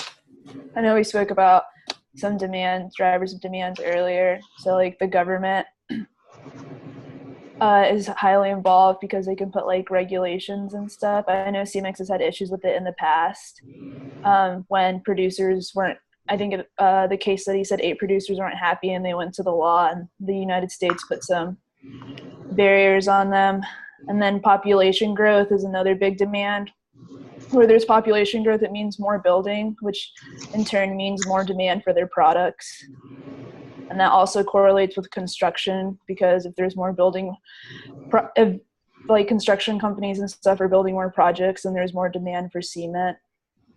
And then the economy, it's heavily concentrated on interest rates. I have a slide later on talking about the short-term interest rates. And CEMEX prefers an economy that is doing well so construction can thrive. Okay, and then these are the market positions. CEMEX is considered a follower in most regions except in South America. Well, recently, you see that Bruce mentioned that they have some competition down there in Venezuela, but CEMEX does pretty well other than that new competition. We also talked earlier, it was mentioned about their differentiation. And I didn't want to interrupt you guys because I knew I was going to talk about it eventually. But they have low differentiation because concrete is considered a commodity, causing cement concrete to differentiate. But they are differentiating with product innovation and customer service. I read that they did Insularis in 2012, which is a self-compacting concrete. So that's part of that. And then they just excel in customer service. So because of low differentiation, rivals focus more on cost and price. And your last bullet is that rivals have to deal more with cost and price because they're not as good at services as CEMEX is? No, because of the low differentiation. Yeah, and so you're talking about all rivals, not rivals of CEMEX. No, yeah, no, that Okay. like their industry, like their market, you know. Okay, I got you. So CEMEX uses a differentiation strategy to maximize their market positions, and they provide different specialized services from contractors like in the residential, commercial, industrial, and highway sectors. And then I put population growth, like I mentioned earlier in the drivers of demand. They try to focus on high population growth areas. Yeah, if we were going to do this, do these slides or refine them a little more, I bet you a really good exhibit would be one of these line graphs that shows population density and urbanization. I guess, what was it, 2013, the amount of people in cities in urban areas outnumbered the population in rural communities. And I think by 2030, I hope I get that right, but the estimate is that the portion living in urban areas will be up to 70%. You know, if you're CEMEX or another concrete and cement supplier, that is good news. As Bruce pointed out, that means the demand for construction goes up.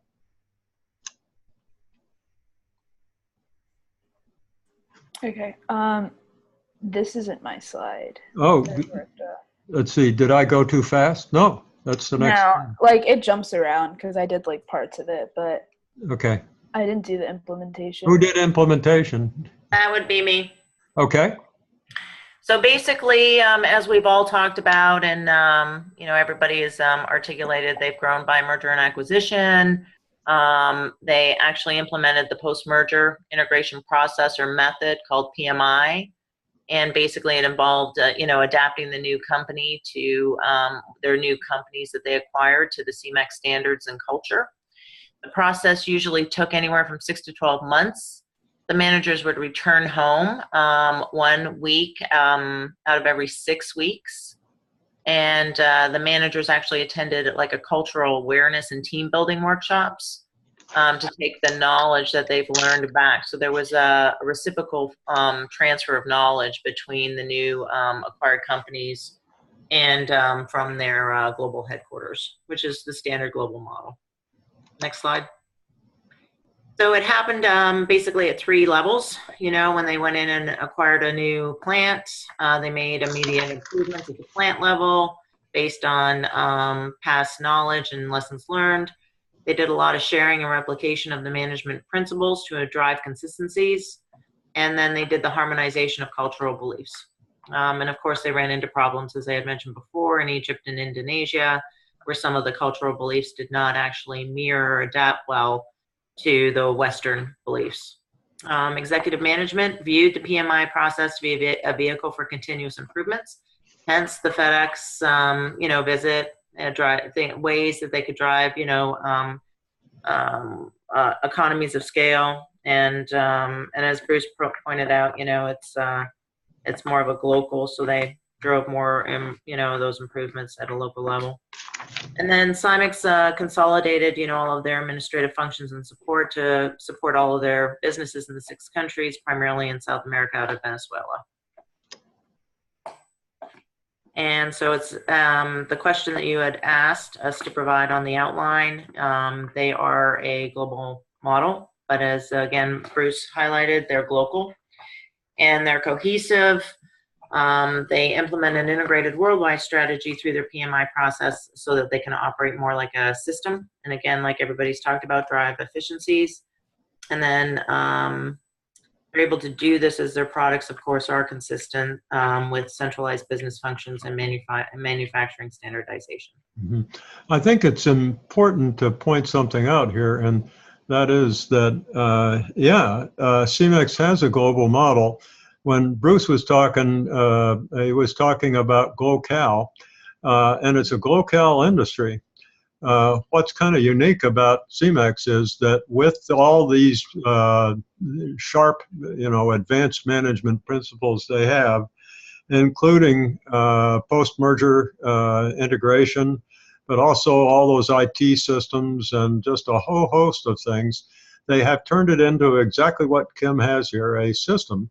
And when a business operates as a system of integrated components, operationally, you get a global model. It's the corporation isn't multinational. It's not international, the same thing everywhere. It is, but in a global fashion through standardization.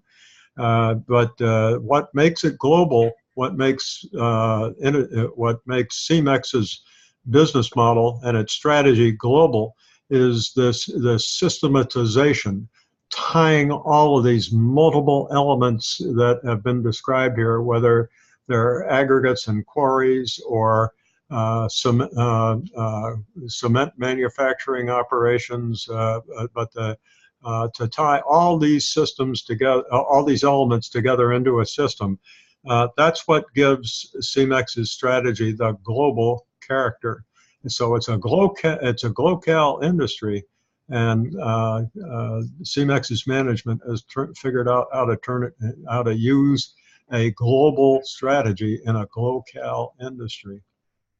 Yeah, great point. Back to you. Did I go too fast? Should I be back? No, it's me. No, yeah, that's the right slide, the one with the chart. Okay.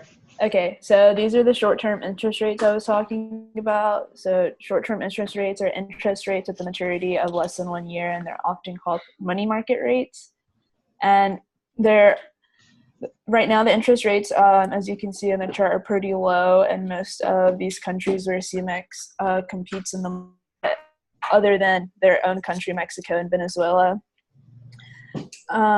CEMEX prefers low short-term interest rates because it enables their customers to borrow more money for projects from banks, and which basically can be called a driver of demand. Yes, it certainly can, and I wish we had this over where drivers of demand were. But what is it that grabs your attention on this slide? Venezuela, we spoke about earlier that their economy is doing very poorly right now. So you see their interest rate is super high. Yeah, and capital is scarce and its price is high, and there's not a whole lot of building going on because it can't be financed.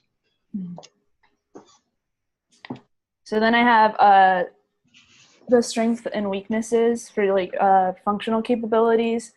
Some of the strengths, we have our Top corporate management. Yeah, they're good. And speed and efficiency, which I read up on some of their articles and stuff, and previous management have stated that this is the reason that they made it through the recession of the peso that happened in Mexico in '95. And international expansion, they've expanded into every region globally. And vertical and horizontal integration, there's customer focus and the vertical aspect, and looking back at their history and stuff, you can see acquisitions and mergers as their horizontal integration. They have knowledge sharing. In 2009, they launched an internal social network called Shift, where they can get on there and share. And then there's PMI, which Kim was talking about earlier, using it with the CEMEX way and how they integrate utilization of technology, research and development. When they did chemical blending to innovate their products, that would be an example. And then some of their weaknesses are their weak presence in Asia, like we talked about, like China's becoming untouchable. They're just growing so quickly. So they haven't really been able to set their foot in China as much as they would like. High debt and leverage. An example would be from Rinker. When that acquisition went bad, you could tell that they caused themselves some problems and got themselves pretty high debt. And then not too long ago, they had low trade barriers by the Mexican government, and that allowed like international competition to be more prominent for them. So that made things To come into Mexico. Yes, to come into Mexico. Yeah. Let's see, there was something here. I guess the high debt and leverage, there was sure, it's your very first weakness. Sorry for my stammering there. You're probably going to talk about this later, so I hesitate to get too much into it. But the problem in Asia was the result of Rinker. Are you all going to talk about that? Okay, Rinker was this management's springboard into China. Australia is south of China, and it's a great base to launch an attack into China from. And that was a great deal of the incentive to acquire Rinker. Yes, sir. But when that fell apart and other companies were moving into China, CEMEX just got what's the word? Now I can't think of it. It's a military move from the side. But huh? Maybe ambushed? I don't know. Yeah, well, Outflanked. huh? Flanked. Flanked. They got flanked. Yeah. So CEMEX got flanked, and they just missed the opportunity. It's because, and the result of that we've already heard then is of course this debt. And Professor? Yeah. So right. Like you said, they thought that Australia would be beneficial the way Venezuela was beneficial for them to move into the Caribbean islands. However, China was an obvious target, but because of its market size. But 75% of the production took place in a small, technologically obsolete kilns that were owned by the local authorities. And so they were not run by a commercial basis. So that's why, according to the text, that's why CEMEX didn't engage into that market. That's why they didn't tap into that market as quickly as they wanted. And then because of the crisis that happened, it just made it worse. When the case in the textbook ends, Rinker is under consideration, but it hasn't happened.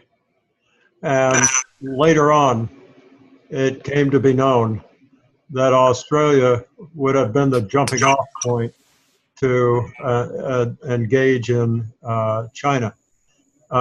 It's much easier to locate in Australia than to move into China because of all the administrative rigors of getting into China and being in China. But at the end of the day, China is growing so rapidly and was growing so rapidly at the time that it was pretty obvious to these smart guys at CEMEX that one way or another they were going to be able to get into China if they had a jumping off place. If all had gone well, they'd have probably done a deal with provincial governments where urbanization was happening to locate probably jointly owned operations with provincial governments. That's the way doing new business in China often happens. And but in order to do that, you got to have a source of raw material. It's easy to operate ships between Australia and China, and it's just as clear as it can be that Australia was supposed to be the launching point for an invasion of China. Unfortunately, it never happened. Okay, we're looking at a SWOT. Who's doing this? Yes, I am. Walter. Hello, Walter. Sir, yeah, we decided we would include a SWOT analysis, a few slides on that. And, you know, everybody has been made aware of what a SWOT analysis is. It dictates the 4 influences of the business based on the internal portion of the organization, which is their strengths and their weaknesses, and their opportunities and threats from outside of the organization. So we'll go through these next 4 slides. And the strengths, we would say, of the CEMEX is the satellite communication system that remains in place in order to effectively communicate with all CEMEX brands. And it's an extremely robust cement organization. It's the industry leader, as we talked about. And it has extreme domination of the market within the Central and North America. And we've talked about how it was to get into the Asian markets as well. And the weaknesses or the constraints maybe would be the regulations within the Mexican government, the control of the land and the resources at their disposal is heavily reliant on the government. So the Mexican government dictates a whole lot of what opportunities they have. And the weather, as we've discussed, typically cold weather slows the sales in the markets in which they operate. Inclement weather, cold weather, rainy weather seasons certainly slows down the activities as far as cement distribution. And their debt is mostly of U.S. currency, which could negatively impact the company because their revenue streams produce very little U.S. currency. Okay, this is fine, Waller. For those who've been in strategic management classes with me, which I imagine few have, few people anyway who are going to look at this recording. When we look at regulation, that's not a capability, a functional capability of CEMEX. It's functional capabilities are within the company's control. Regulations obviously aren't. So they're the government, and those regulations are in the external environment. And that's why we have trouble with this word threat. If we said problems instead of threats, then those regulations would be a problem for sure. Weather, similarly, can certainly be a problem in this industry. It may not be a threat, although the folks who are down in the Gulf Coast and Texas, they might think that's a hell of a threat. But weather is a problem in this industry. It's certainly not a weakness of the company insofar as what it's able to do. Now, that's okay. Basically, we're just looking at positives and negatives that influence the company's performance potential. But this is sort of a footnote comment for folks who have been in the strategic management course. They may be scratching their heads and wondering, and I just want to make sure that we get that cleared up. Okay, cool. Thank you. Okay. And opportunities, opportunity within the industry to continue procurement of smaller companies as far as we've talked about acquisitions. Long-term growth, CEMEX primarily would like to focus on markets that offer expansion over an extensive period of time. And we've talked about their interest in Asia and the strong demand for housing globally. There's always an interest as far as any kind of opportunity for any kind of housing, residential growth for any kind of cement industry. And the Spanish government has pledged billions of euros to develop public lands, a country they are heavily involved. So they want to continue to grow in the European market as well. No, that's real interesting. And the threats obviously is, throughout the globe, the instability of markets, in different areas of the world, and the increasing prices of energy that negatively impacts the price of the concrete and its aggregates, as well as ready-mix concrete, any kind of utilities, increases in prices of operation, and the risk associated with the South Down offer, as well as other possible acquisitions. What is the South Down offer? That's a company that they purchased, that they acquired. I can't remember the year that they acquired it, but it's a company that they had acquired in the past. Okay. All acquisitions certainly do have risk. That was in. I'm sorry, sir. That was in 2015. They acquired Okay. South Down for $2.8 billion. I am very sorry about this, but I am being attacked by a dog. He's a Labradoodle, and when he knows I'm on one of these conference calls, he breaks into my office. The door was closed, and he knows how to break in. And what he does is he holds me up for ransom.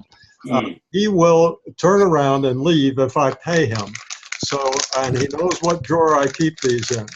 So as soon as I have one of these conferences, he breaks in here and crawls all over me until I pay him off. And then he'll turn around and go. See, he says, "Oh, see what a good boy I am. I'm sitting down and waiting for this." And now here we go. And I've now paid my ransom. He will release me and I can go back to work. That's adorable. Believe me, there's one master of this house, and it's not the. Believe me, it's not the one wearing a tie. Yeah, I have one too. What's his name? His name is Waffles. He's a Labradoodle, which is a cross between a Labrador Retriever and a standard poodle, which is white. But this was a golden lab, and he has patches of gold on him. And the people that we got, see, he's going now. He's got what he wants. So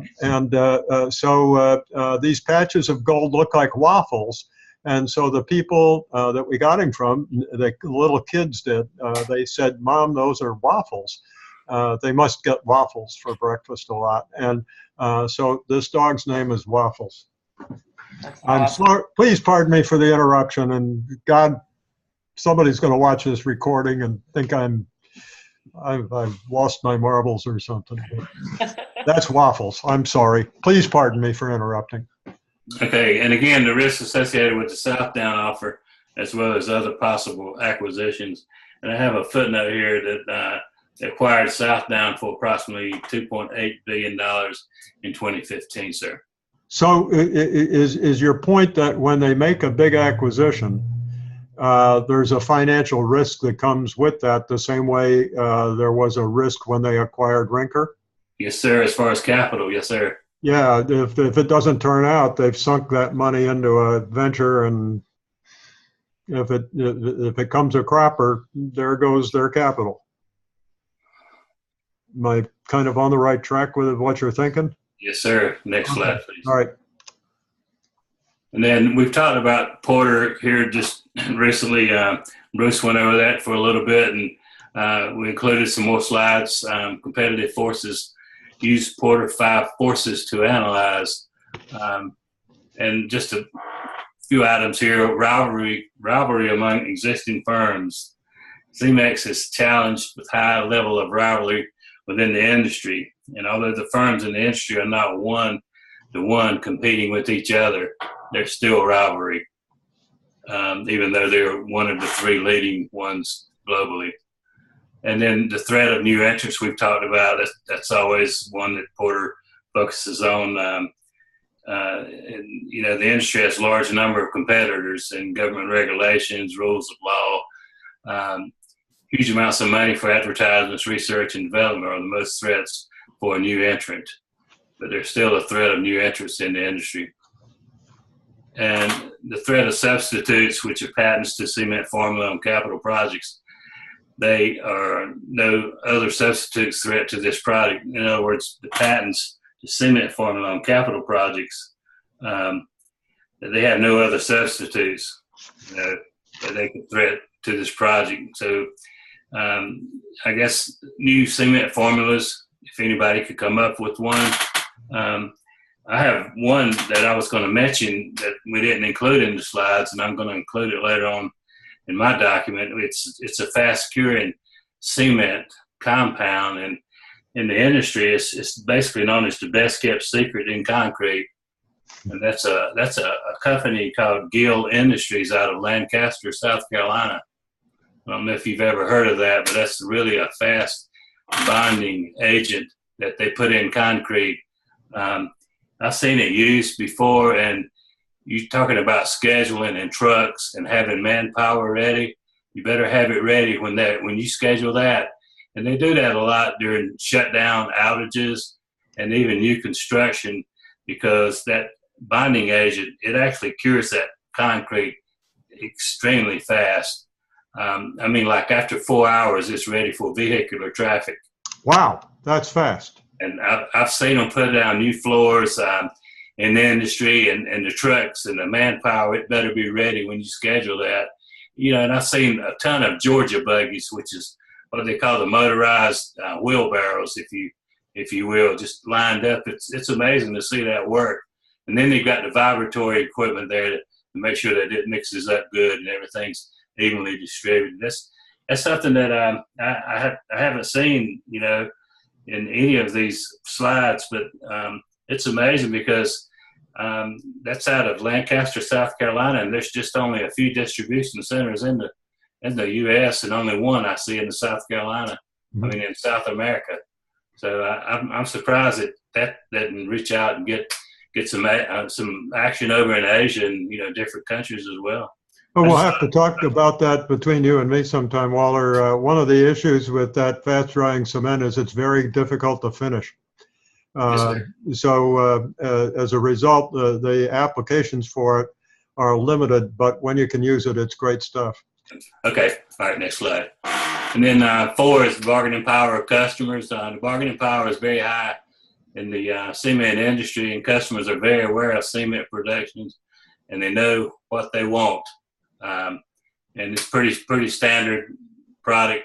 And as it says, the bargaining power of customers, it's very high. And also with the suppliers, a certain percentage of raw material for cement is imported from different countries. So many companies are now extracting their own materials locally. So the bargaining power of the supplies, for the product,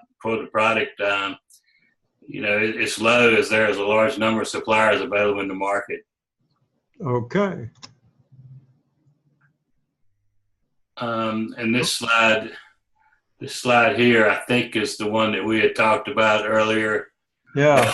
We had tried to extract the information out of the slide that you had sent earlier, and I tried my best to get that up, but that was the value line slide that you had sent out to us, and we tried to extract this information. Not a slide, it's a report. I sent you a report from Value Line. A report, and it shows the CEMEX sales, in billions from years 2007 through 2016. And it's got the operating margin percentages, and also it's got its return on capital, and there's some years where there was 0% return on total capital. And again, that was 2010 through 2013. Also, the same was true on return on equity. And it shows the shareholder equity in billions of dollars again by year. And the long-term debt, we just had it for 1 year, and I see where someone's plugged in for each year. I did that for you this afternoon when I got your slide. Okay. And thank you. And also the invested capital, it shows that by year of 2007 all the way to 2016. And then the calculations were done on the spreadsheet that you provided us, showing the leverage ratio for each year as well. Actually, I calculated those for you this afternoon too. Yes, Yeah, sir. those were very similar to the ones I got, Professor. I mean, Yeah. identical actually, but yeah, that's the only problem with, or that's the most alarming thing from this report that you can see is their leverage is sitting around in the 50 something percentile, which in this industry, it's, I mean, like we said, it's not a very fluid cash flow industry.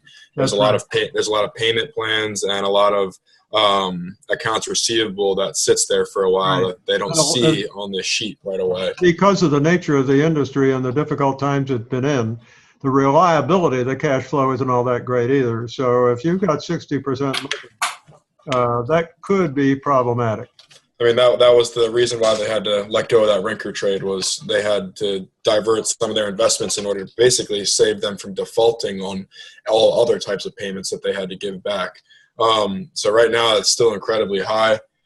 So basically, I think what this shows you is that they need to focus on what they're doing right now to the best of their ability in order to lower that. And then like what Kim said, possibly, you need to find another alternate. If you still want to expand, which they need to in China in order to get a foothold, they need to find alternate ways besides shelling out billions of dollars like they do with Rinker and possibly risking another default, whereas maybe an alliance or something like that can mitigate those risks and still afford them the opportunity to stay Excellent competitive point. in the industry. Excellent point. Excellent point. Really an excellent point. I think you can. It's good that we have this graph. It would have been better if we had. It's better. It's good that we have this table. It would be better if we had some graphs. But no case like this should be without a financial element. So, at the risk of slowing us down a little bit, we need to just sort of take a look at these numbers to appreciate what they might be telling us. And I think you just need to look at 2007 with almost $22 billion of sales. By the way, it's not in billions. I guess this would be millions, wouldn't it? Yeah, I changed that when I resent it to you. Okay, so it rounds to 21.7 billion. Yeah. And yet last year it's 13.6 billion. So it's really dropped by a third instead of rising. And we can see that it's doing that over time as the company tries to recover from the financial crisis that the world experienced beginning in 2008. A funny thing about the construction industry is that it doesn't respond immediately to something like that financial crisis. The reason being that projects are already underway. They've already begun or the contracts have been written. So it takes a couple of years for the full effect to be felt. And so you can see that the losses started showing up in 2010, even though the crisis began at the end of 2007 and was in full force in 2008. So you've got these losses, okay, that are flowing through the construction industry and through CEMEX because it's trying to bail its way out, you know, and sometimes it's got to take jobs even at a loss to generate cash flow from revenues in order to pay down its debt. Because its management is so capable, the banks went along rather than foreclosing and forcing the company into bankruptcy. The banks worked with CEMEX, and it's turned out, I think, probably well for the banks as well as CEMEX, because when you foreclose, you usually don't get 100%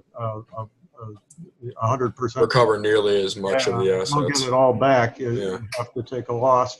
Now, you can see also something happening to shareholders' equity. Shareholders' equity grows as a company makes profit and retains it. It's called retained earnings. And the way shareholders' equity goes up is it retains the profits. It can also do that by selling stock, and the equity goes down when they pay dividends. But the number one driver of equity is earnings, profit. And lo and behold, we can see what's been happening. Shareholders' equity has been going down, and the reason is those zeros right above. The projection from Value Line is that maybe Well, I guess these are actuals through 2016. So in 2015 and 16, things finally started to turn around. You can see that the intent also is to get that debt down, but it's hard to get it down when you're not making much profit. And so it's been coming down grudgingly from 16.5 billion down to about 11 billion. And all things considered, that's good progress. The way you calculate invested capital is by adding shareholders' equity to long-term debt. And as you can see, the I in ROI, invested capital is the I in ROI. So up return on total capital invested, return on invested capital, return on investment. So the invested capital is the I in ROI. And as the denominator goes up, and of course that debt is driving the invested capital up, the return on invested capital number goes down because the denominator gets bigger. However, what we care about here and what Bruce has been addressing is the composition of invested capital. And we see here the portion of invested capital that is represented by debt. Now we know the debt is real, but in terms of the equity, that equity clearly does not have a lot of staying power. The debt's not going away till we pay it, okay? But the equity, that's been deteriorating. So that if you got 60% of capitalization that looks like this, the CEMEX management still has its work cut out. Now, I happen to have a finance industry background, so I stepped in there and offered my assistance to the presentation. And now what I'm going to do is shut up and back off. Thank you. Okay. No, thank you. Okay. Another conclusion here, the weakness in the global economy continues to provide a tremendous obstacle to CEMEX's current success. The current economic climate has reduced funding for both private and government to construction projects. And then the environmental laws and regulations in all the countries that CEMEX has plants in must be understood and followed to ensure plant compliance and avoid possible fines or litigation. That's probably a bigger one than we realize, being that some parts of the world are really more strict on environmental issues than others. And they really have to focus on that and make sure that they don't get stiff fines or actually restrict you from doing business. Good point, Walter. And then the recommendations is to continue with a strategy of expansion as well as expand green energy replacements. And then find ways to reduce dependence on fossil fuels for the shipping and the manufacturing of goods, which will reduce unforeseen expenses due to the market fluctuations. And then CEMEX's key resources has not changed and will not change. The company's position as the second largest cement provider, and it might be misstated there, could be the third largest cement provider in the world, allows CEMEX's products wide exposure. Utilizing GPS tracking on delivery vehicles allows the company to deliver cement in a much shorter amount of time, and we talked about how important that is. When people want cement, they want it like right now, and the quicker you can get it to them, the more you're going to stand out as far as in favor of the competitors. And then CEMEX has entered into partnership in the past, which has served the company well. The company must continue to look for opportunities for partnerships within the building supply areas and in the building supply as well as other industries. For sure.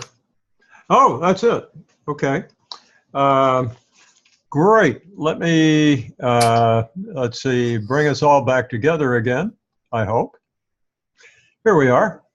Well, that really was an interesting presentation about an interesting company in an interesting industry, for sure. Yeah, somebody's Oh, I know. I'm hearing my voice. If you turn off your microphone, I guess true? Yeah, I don't have anything to say. I just turned it off. No, no, no, no. Block your microphone. Otherwise, I hear my voice coming through the speaker on your computer into your microphone, and it sounds funny here. Um, anyway, I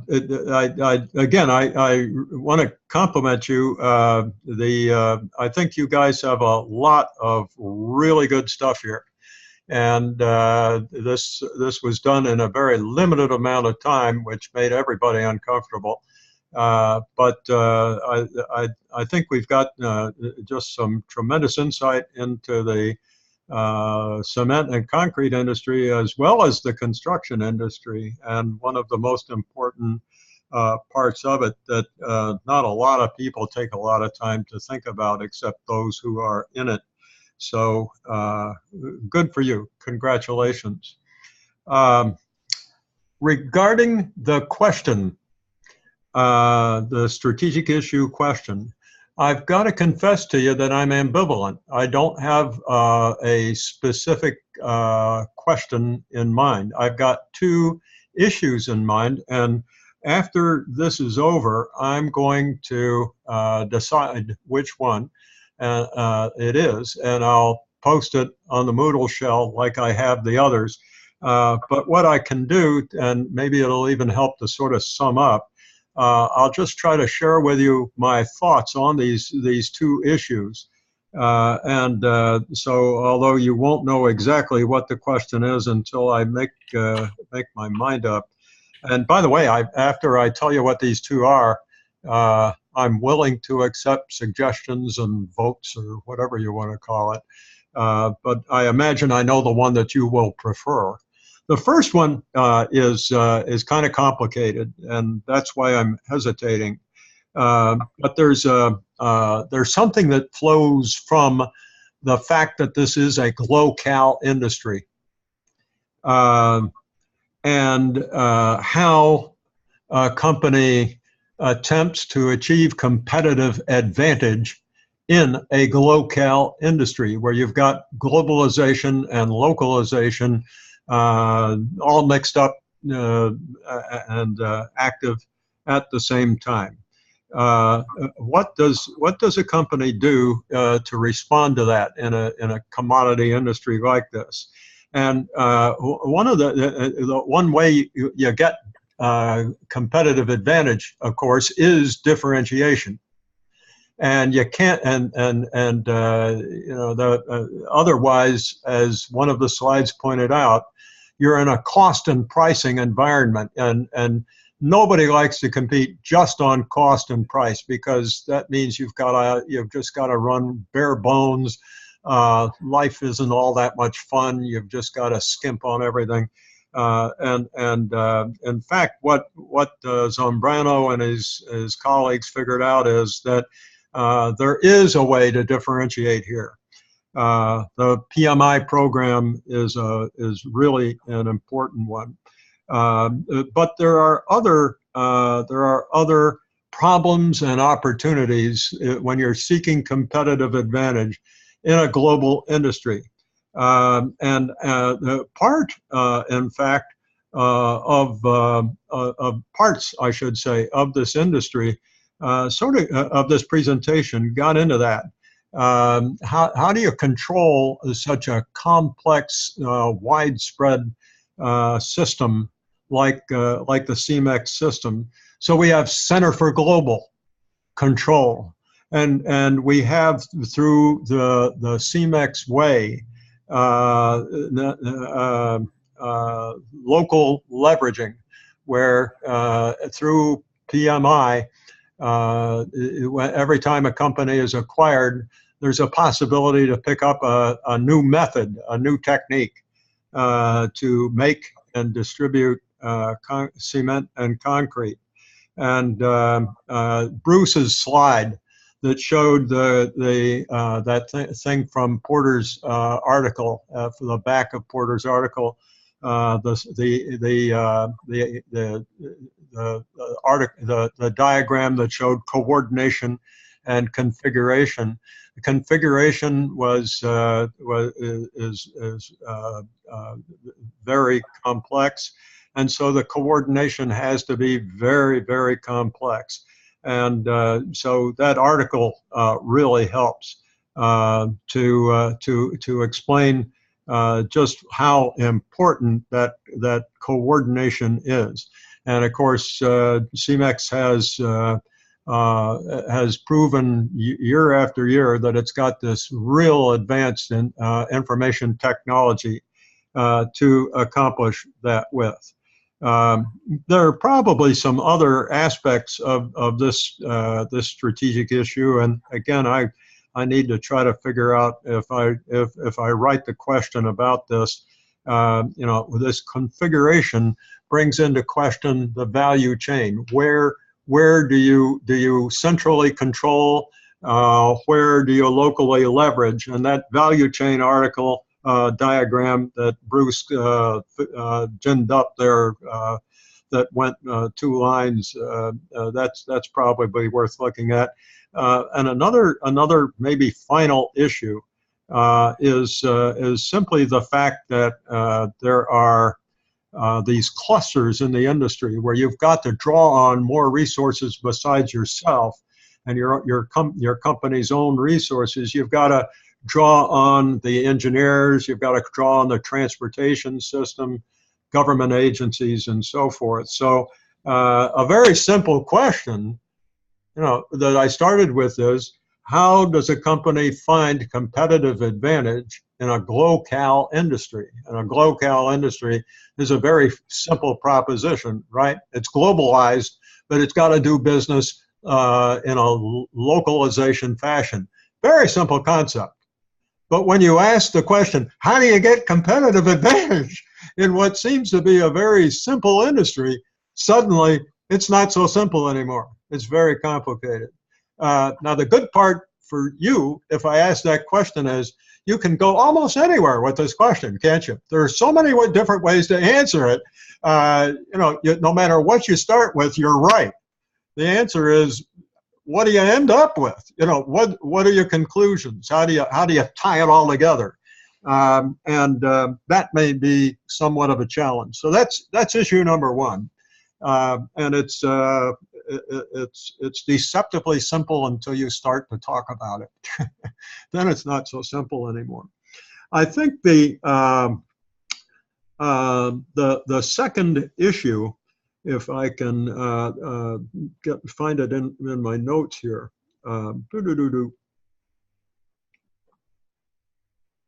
Yeah, okay.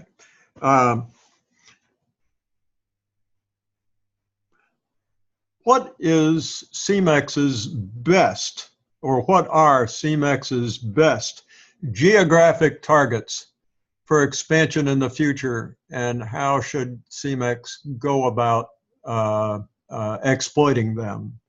And so where do we go with that? We've got the 5 forces, right? That tells us about profit potential.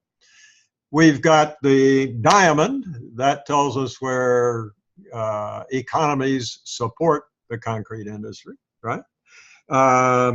There are probably a whole lot of other issues where we find clusters again of favorable industries. We've got cage, you know, where are the barriers to get in most formidable? Golly, I guess maybe that's the question. However, the devil is in the details there. But the second question would be, the last item that I forgot. Let me write it down so I don't forget it again. But it's alliances, and that was Walter's last point, that these alliances are going to be very, and I think Bruce made that point as well. I guess you all did. You know, with the leverage as high as CEMEX has, and having just walked through the valley of the shadow of death, to take great big capital bets like they have done in the past, which has sort of been their MO. We're saying that what a good idea for CEMEX is to change that MO instead of, at least that was your suggestion, to maybe look for partners. That certainly is a viable alternative, but it has its difficulties too, doesn't it? One of which is that these partnerships have already been done. We've already had a lot of mergers in this industry. As the industry went through tough times, we had acquisitions and mergers in this industry already. So the question is, haven't those who've merged or been acquired, or done the acquiring, isn't that about over now? Where do you go for a partner? So it's easier said than done. Nevertheless, the question would be, what are CEMEX's best geographic targets now? What's the best marketing strategy to enter them? How would you justify your judgment of the attractiveness of industries using these models that we have? Given the company's circumstances, what general approaches seem to be most attractive? Those are the two issues. Do you have any comments or questions about them? Madison's sitting there saying, "Oh my God, I don't care which, I hate them both." You see me? Hi, Madison. Well, hi, Professor. I thought my camera was off. Well, good thing I decided to dress up for you guys, right? Thank you for joining us. I thought, I know my mute was off, but I thought my You video. thought your camera was off. Okay, well then I didn't mean to shock you. But No, you're fine. it's nice of you to join us. We're glad you're here. Anybody have any questions or comments or suggestions or favorite question and one over the other?